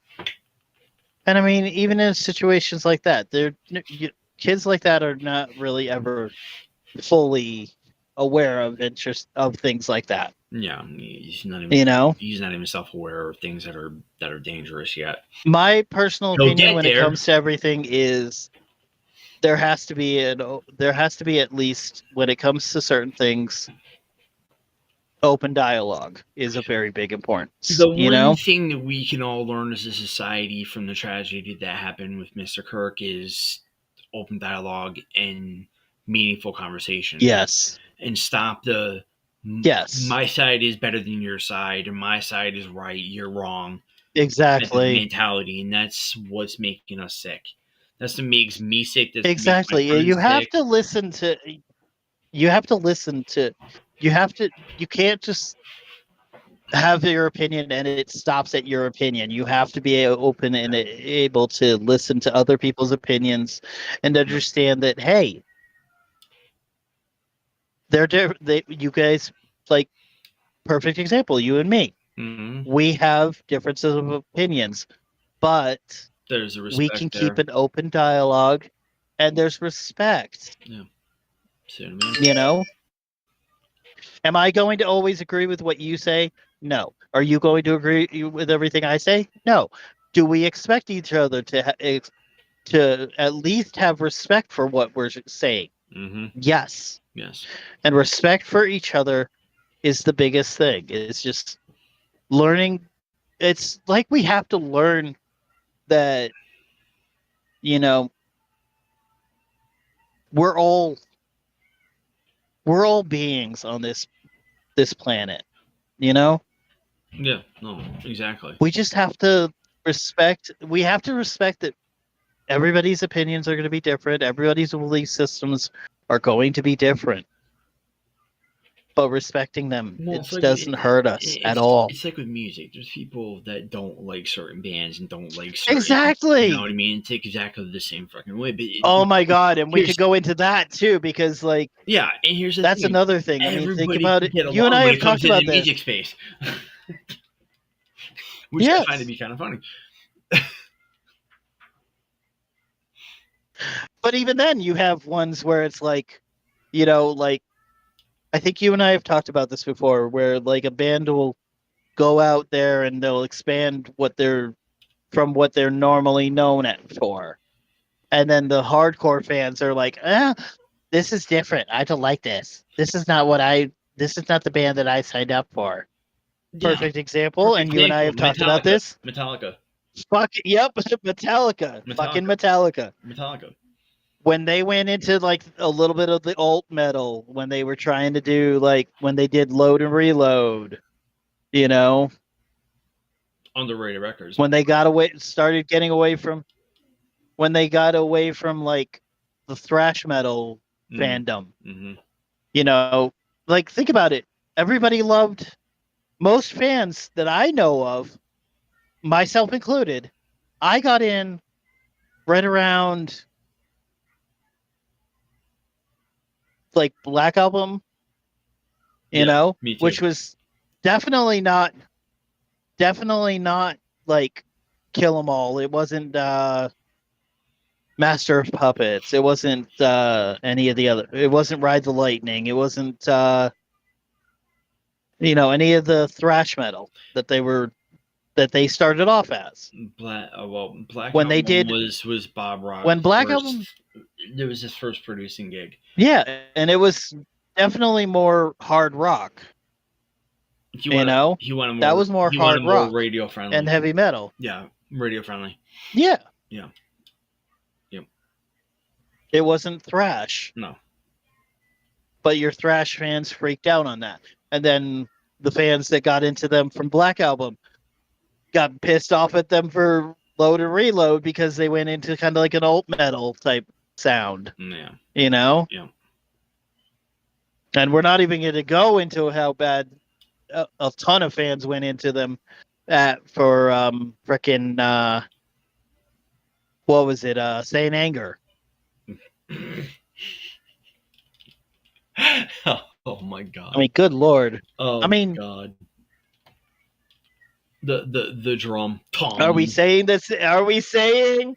Are we saying that Saint Anger was a great album? No. Are we saying that it's at least a decent album and that it should be listened with fresh ears? Yes. It was too well. It was also too well. It was also the time that Jason Newsted left the band as well, and Bob Rock did most of the. Yep. Did a lot of. He did 95% of the record. He did the bass. So there was Yep. that, and then Yep. Robert came in, right after Yep. the release of that record, and then of course Robert came in. They did Death Magnetic, which was one of my favorites. And they did Hardwire. Very good album. Yep, Hardwire to Yep. Self Destruct, which is Yep. great. And then they just put out 72 Yep. Seasons not too long ago, which is fantastic. One of my favorites. And Also, very interesting album. and the tour, They don't. the tour If behind you it was noticed, amazing.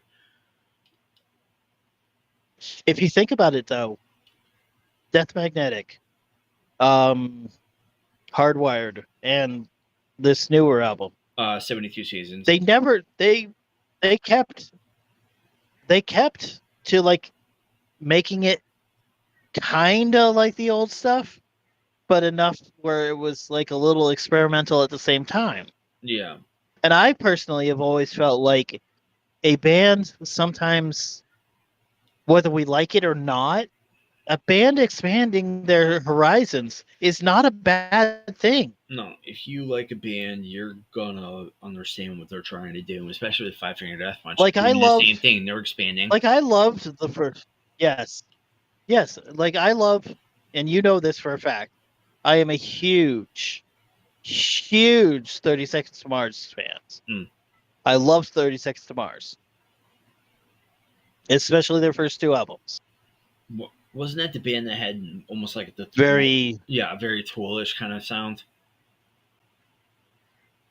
Kind of. Yeah. They kind of had a little bit of an industrial vibe to them at first. Mm.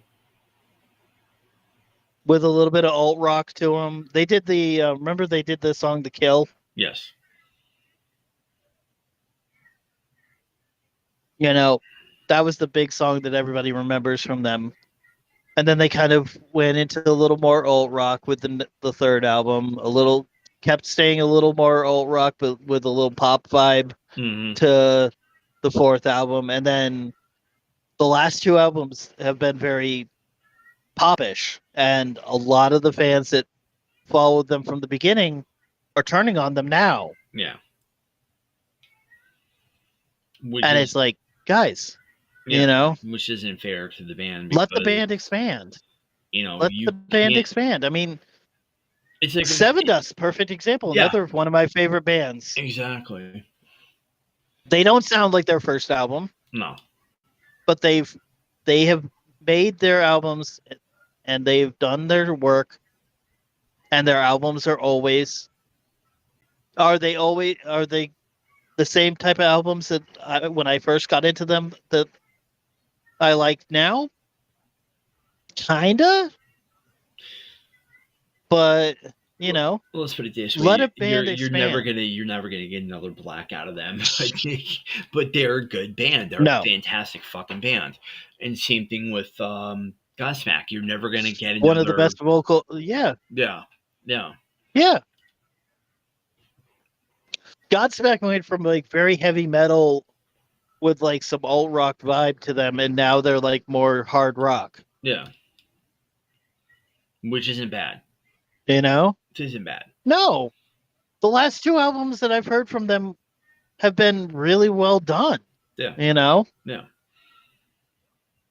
And it's the one thing about Chris, that we are music fans, and we are also I'm a musician, so we appreciate good tunes. And if it sounds good and it makes your legs start to go, darn well it's a good song. Exactly. I mean, Yes, here's another perfect example, and you and I have talked about this before, is that while both of us are huge, we both liked Stone Temple Pilots, but both of us could tear them apart because of the fact that we know that every song, every like their entire albums are very easy to read through. Yeah. Their first album, every like you and I talked about this once, is that the chord progression on that entire album, change it around a little bit and you have the next song, change it around, you got the next song, and it's not No. like it's, you know, There's really no it's not difference. There's subtle. really no difference between song and song, but they are good. They were a good band. Um, Yes, but they just found like they found a set that they liked for the, and you know, here's what I noticed is that when you look at the first album, same chord progression, same everything, everything had the same similar vibe to it. The mhm. next album, did they sound like the same one that they did before? A little bit, but different, you know? And then they took that level of where they were, and all the songs had some level to that one that, you know, boom, okay, we hear this song. Okay, we hear this song in this way. Then you could kind of hear it in this next song, and the next song, and the next song, and the next song. Mhm. And then they did it. Each album, they picked a certain style and chord progression that they wanted to stick to and did it. Well, the song that they wrote You know, that was in the Curl soundtrack, that was um the bass part was yeah, Big Empty. absolute, yeah, Big Empty, absolutely Yeah, one of the best bass lines I've ever heard. yep. And if you think about it, though, the guitar in that song, if you listen to say you go into that, you can kind of hear a little bit of that in Vaseline. Yes. Well, also on the same album. Yeah. Yes, I remember that. Interstate Love Song, Yep, same I own deal. the record. I used to own the record. It was fantastic. Yeah, you and I used to own like half of the damn records of theirs. Yeah. I mean, God, think about it. Then you go into the third album. You had Lady Picture Show, Hmm. which, if you really listen to it, you could pick that apart and go, "Oh, look, Big Bang Baby. Yep. Oh, look, um, God, what is it? I just remember it as the "Don't Cut Out My Paper Heart" song. You know, Yeah. Yeah. Yeah. that was another one, and they all that those three songs from that album sound very similar to each other. No. You can hear them. Hmm. Same when you went to like the fourth album. You know, How many albums did they actually do? um, I have seen about 6 at least, Okay. and that's before Scott passed or left. Because I know they did one album with Chester, ironically enough. Yeah, they did. Yep. Yeah, both are no longer They did here. a Stone Temple Pilots as with Chester as vocal, which was kind of weird. Stone Temple Pilots meets in Linkin Park. Well, it's so weird, especially because like you're listening to it and you're going, well, for one, as much as you and I know, I have a admiration for Scott Weiland. Scott Weiland was never the greatest vocalist. But he tried hard. He's not. He was never a strong vocalist. He tried hard though. Oh yeah.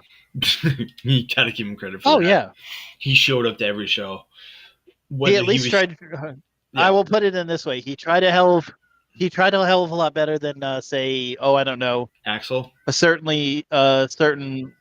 Oh no, I was not going to go Axel. I was going to go with a certain Motley member,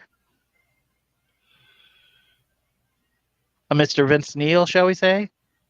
He's showing up to his own gigs, believe it or not, but he's just not doing well with the goddamn songs. He's just not a. He's just not a strong. He's never been a strong vocalist. Anybody who says that he was, I'm sorry, you're blowing smoke up your own ass. Bullshit. I grew up on Motley. I love Motley Crue to You death. know who carried? They are one of my favorite bands. You know who carried the band? Tommy Lee. Tommy. Mm-hmm. I'd love to say Nikki, but Nikki's pissed me off recently with how he's treating Mick. Nikki's pissed me off. Beyond pissed off. Nikki's probably pissed off a few people. Yeah, poor Mick. Poor Mick. I don't like how he's treating. I know he's. I don't like how he's treating Mick Mars. I know he's 72. I get it, but you know what? Hey, well, Mick was an older gentleman. He was old on the older side when they started the fucking band. When he joined the fucking band. They liked him because wasn't he like 30 when they were like 20. Wasn't he like 30 when they were like 20? Yeah. But right? they liked the way he played. The man's a good musician. Yeah. So. Oh yeah. One of the most underrated guitar players of all time. Yeah. Underrated to no end. So what do? They replace him, and nothing against John Five. Nothing against John Five. John Five is amazing, one of the best guitar players. But yes, John Five is a very another very underrated. Yeah. Player. It's more like a stab in the fucking back, to be honest with you. Nothing against John, but I think Motley is just stabbing poor Mick in the fucking back by doing something. Well, the other thing is, like, and they're using a lot John of people have been getting on. Yeah.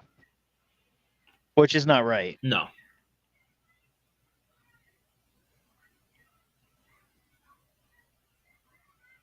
I don't think it's right at all. You know what I mean? Yeah. Nothing against John. John's an amazing guitar player. The guy can fucking play. Yeah. Oh, yeah, absolutely. Yeah. You know who I actually wish that we heard more from nowadays? And I haven't heard a shit from? Where is freaking... do you remember Spider from Power Man? I don't know. You know, Rob Zombie's brother? Yeah, I don't know where the fuck he is. I haven't heard anything from Power Man. I haven't heard anything from him. And I mean, you're just kind of going... You know, after 2001, they just kind of like... No, they did a tour. Oh, I'm sure they did. But like, when was the last time that you remember an album being dropped? They haven't done an album since. When do you remember the last album? No, there hasn't been. Like 2001, 2002. Yeah, there hasn't been. There've been tours. They reunited and did a bunch of tours, but that's about it. Yeah. And I will say this again, going back to Motley Crue, one of the other biggest mistakes that they ever did, everybody goes, oh, well, they shouldn't have gotten rid of Vince. I'm sorry, but if anybody has ever heard that self-titled album that they did with John Corabi, fuck you. That dude got fucked over. They did that album, John Corabi. That album was one of the most underrated Motley Crue albums that has ever been released. John Corabi was put in that position just to get screwed. That's basically all that was. Oh yeah. I feel like that was just like them going, okay, so we're kicking Vince out and we're gonna make Vince feel bad by hiring another singer, and then Vince is gonna get his shit together and we're gonna let him back in. Yeah. And we're gonna fuck the guy over that we hire. Yeah. Because, I mean, good Lord, the next album after that was Generation Swine, which was, first off, an amazing album. But here's the kicker. 90% of the really good songs on that album were co-written by John Corabi. Yeah. Don't fire. They shouldn't have fired. That's like, okay, bring Vince back. That's like fine. Van Halen. I'm sorry to say it. Bring Vince back, fine. That's like but Van Halen. Should have more than likely. They should have just kept John. They should have kept John back up, or maybe have him help write songs. Yeah, do something. Yeah, or here's an interesting idea. Look at what happened with 3 Days Grace. They Mm, bring in the guy from they brought in the brother of one of the guys who was like in that band My Darkest Day, hmm after Adam left. Yeah. So Adam leaves, they bring in the Matt from My Darkest Day, who just happens to be the brother of like either I think it's the guitarist or the bassist. They do a couple albums.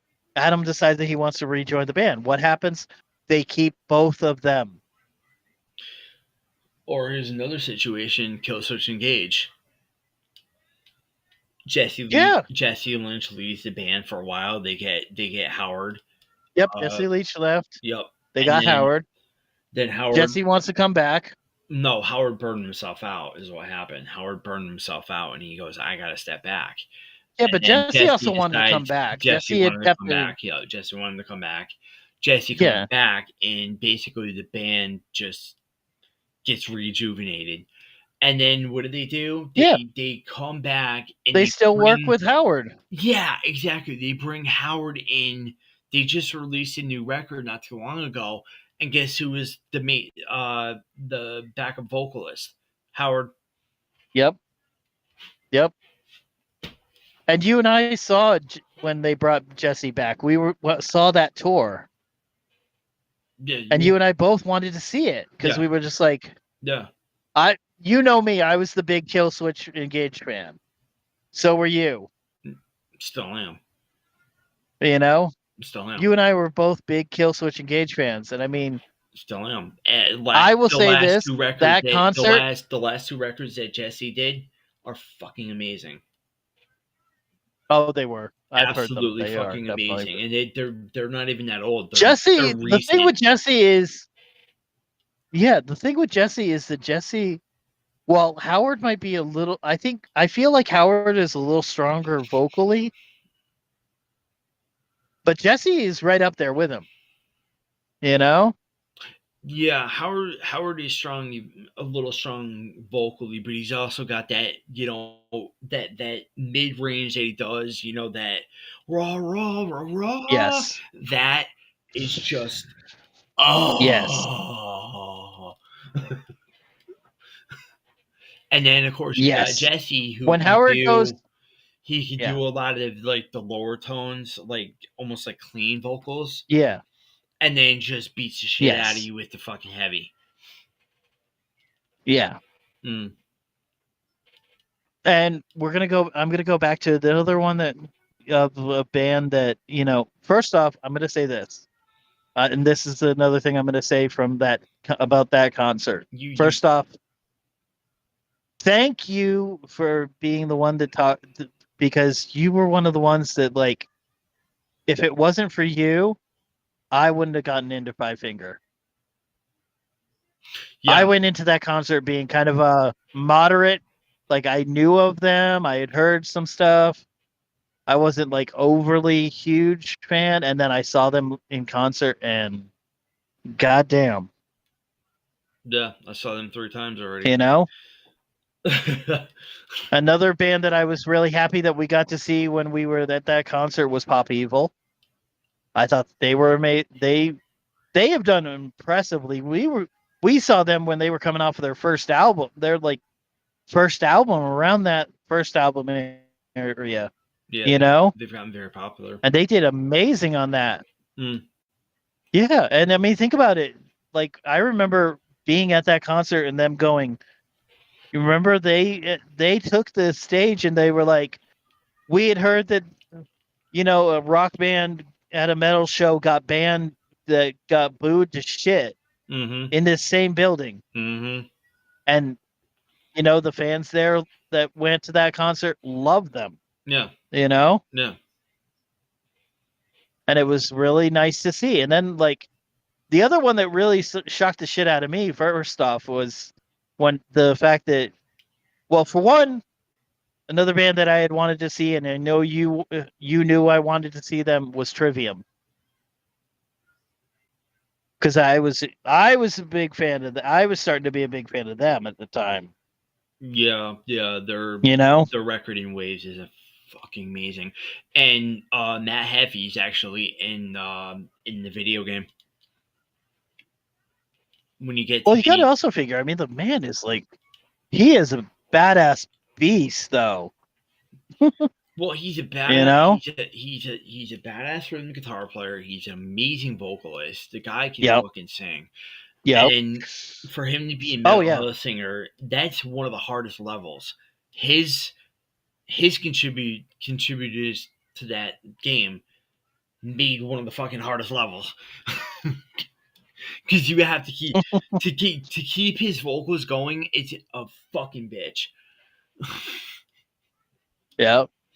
Now, I will also say another one that I was actually really shocked to see how that I was like, I did not realize much about this band. And you've gotten to see their guitarist now twice, or probably more, because you got to see them when this gentleman was he was covering for a certain he was I'll just say it. He was covering for Dan from Ice Nine Kills Yes. when you went to go see them in and that is Doc Croyle, Yeah, who was at the time that we saw I got to him see him twice. was He in God was God Forbid. Forbid. Yeah, yeah. God Forbid is no longer around, but I did not realize. he's in Do you Bad Wolves remember now. my exact reaction when we saw? Is he back with them? As far as I know, yeah. Because I thought he left. I He thought might he have. left. Somebody said he left. Because I know Tommy's back in there, and there's a lot of people. I will say this: that's another person when it comes to certain They took. things. Wait a minute. They took Tommy back. I respect. I re- I respect the shit out of Tommy as a vocalist. His political opinions, I will leave. I leave political opinions when it comes to music out on the floor. I don't give two shits what somebody's political opinions are.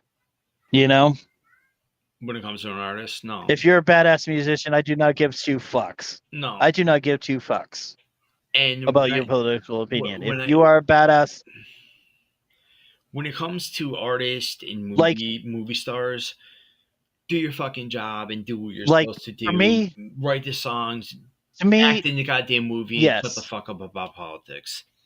Plain and simple. Just shut up. yep.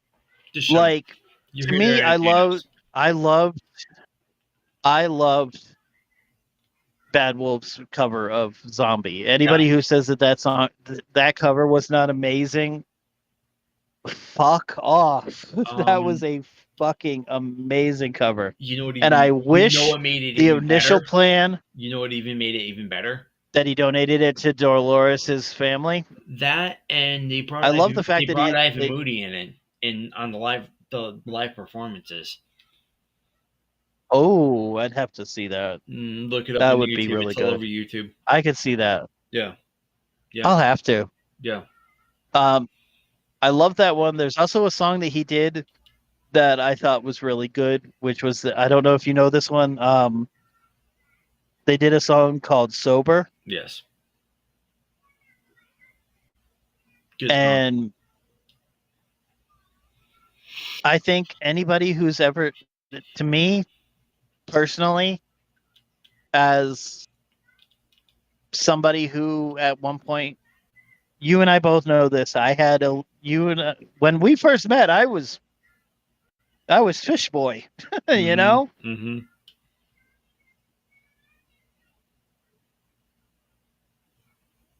Should I use? Do you remember that? Like, I still told this story, and it's the story about, and you know this one, the story about what made me decide to quit drinking. Do you remember that? So You and me. Chris had a little too much. Do you remember this? You and me. Too much vodka. No, it should have been too much.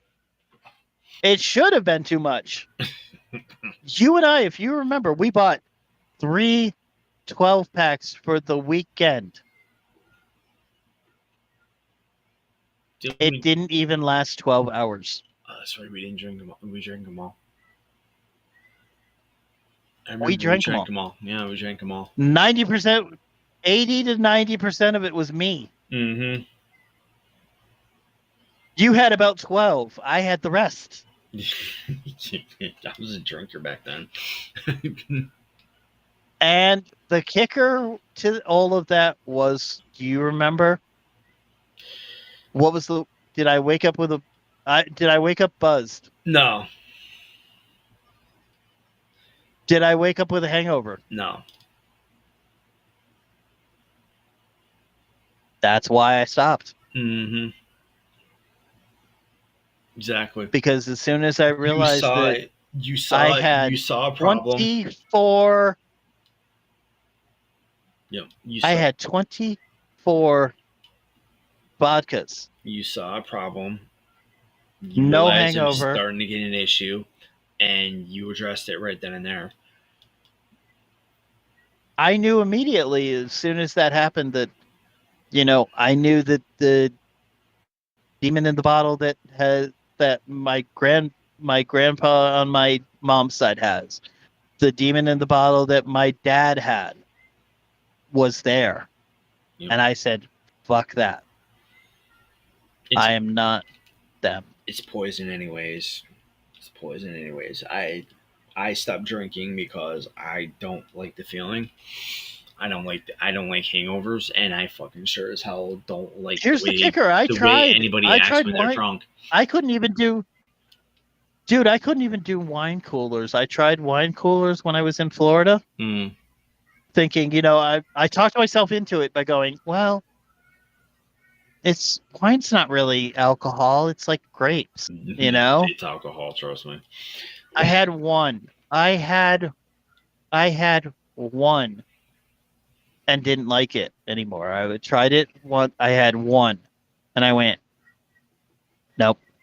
Yeah. I was like, after one, I went, nope. Mm-hmm. There's a reason I stopped. No, I don't drink anymore. I don't miss it. No, I don't either. I don't miss it. I get a whole cabinet full I don't miss. I don't miss. See, the thing is, I don't miss it for the sheer fact of I don't miss not feeling like, I like having a fresh mind to think about things, Yeah. And I don't feel like you have that when you drink. For me, it wasn't the fresh mind. You don't have. It wasn't a fresh mind for me. I just don't. When I discovered G Fuel, it was like I just don't have a craving. I just don't like. I don't like the taste. I don't like the taste anymore at all. I can't stand it. Stand it. It's just like, blech. Dude, I can't even like. Blech. Dude, I can't even like. I can't even stand the smell. Like when they have like on the floor that we're on at here in this place, they have a bar on this floor. When I have to pass by it, it makes me nauseous. When Mom has her wine, it makes me nauseous. I have to be away from it. I can't stand the smell. I'm surprised I can't even stand the smell. I'm surprised she's still drinking that.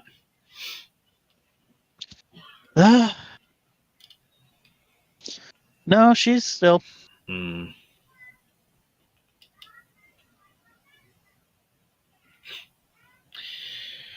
Well, we got to get ready to wrap up, anyways. Jesus Christ. Yeah, we've been on for. Let's see. We started 4 hours. I'm looking at this. Has it been 4 hours? 4 hours right now. I looked at the sessions. 4 hours. Goddamn. Yeah. Well, late start. I thought we started about like 9. No. Didn't we start about 9? We started about 9:30, and we started having audio issues. 9:30. Yeah, 9:30. Yeah. Well, the audio issues were my fault. I was going to say. Not my fault. You're still getting used to your headset. There was something. It's a damn headset. Yep. Yeah, you're still getting used to the headset. Being a bitch. Yep. Yep. I'm sure you got it straightened out now. Just leave it. Don't fuck with it. Just next podcast and make sure everything's good. Yes. I think it'll be fine. I think it'll be fine. I think so. Yeah, I think it'll be all right. I'll check it. I'll try to get everything used to it. I might do something on Sunday or something like that. Sunday or Tuesday. My next day is off. Yeah. You know. Yeah. I am so happy though. Tomorrow I don't have to be into work till I have to be at work by 11 o'clock tomorrow. So Okay. I am not worried about the fact that this is going on right now. That we're still on. Yeah. Because you know, 3 a.m. in the morning. I gotta. It's 3 a.m. in the morning for you. It's 1 here. Yeah, I gotta start wrapping up. We gotta start wrapping up. I gotta get some rest, and my kid's probably looking for me. Yeah, you gotta get it. Yep. No, he doesn't have school. I don't have to get up early. It's just, he gets like, where's daddy? Where's daddy? Where's daddy? Daddy, daddy, daddy, daddy, daddy, daddy, daddy, daddy. No. Exactly. Oh, yeah. Oh, I get it. Mm-hmm. Oh, all right, man. All right, guys. Well, we're gonna go and head out. We've had fun. We've had a good time. We didn't talk too much about politics. We just kind of dipped in our toes a little bit into saying how We much dipped the we toes. just ain't it because it doesn't end. Yes. We did not talk about politics. We talked about the bullshit around. Yes. Politics bullshit. Yeah. We stand by our stance. We're not talking about it. We're not talking about politics, but it's just fuck politics. We had to. We will say this. We had to get shit off our chest. Politics. Mm-hmm. Yes. Exactly. Fuck politics. Love each other. Yep. That's it. That's our message. That's what we're gonna love each other. That's what you guys are gonna take from this. Love is love. Love each other. Respect each other. Stay safe. And fuck politics. We will see you guys. Fuck politics. You will see us next Friday. You'll see me on Monday. Have a great weekend, guys, and I will see everybody on Monday. And I'm going to say this one more time just so we can get this in. Fuck politics. All right, guys. We're out of here. We will see you guys next Friday. I'll be back on Monday. Peace out. Later.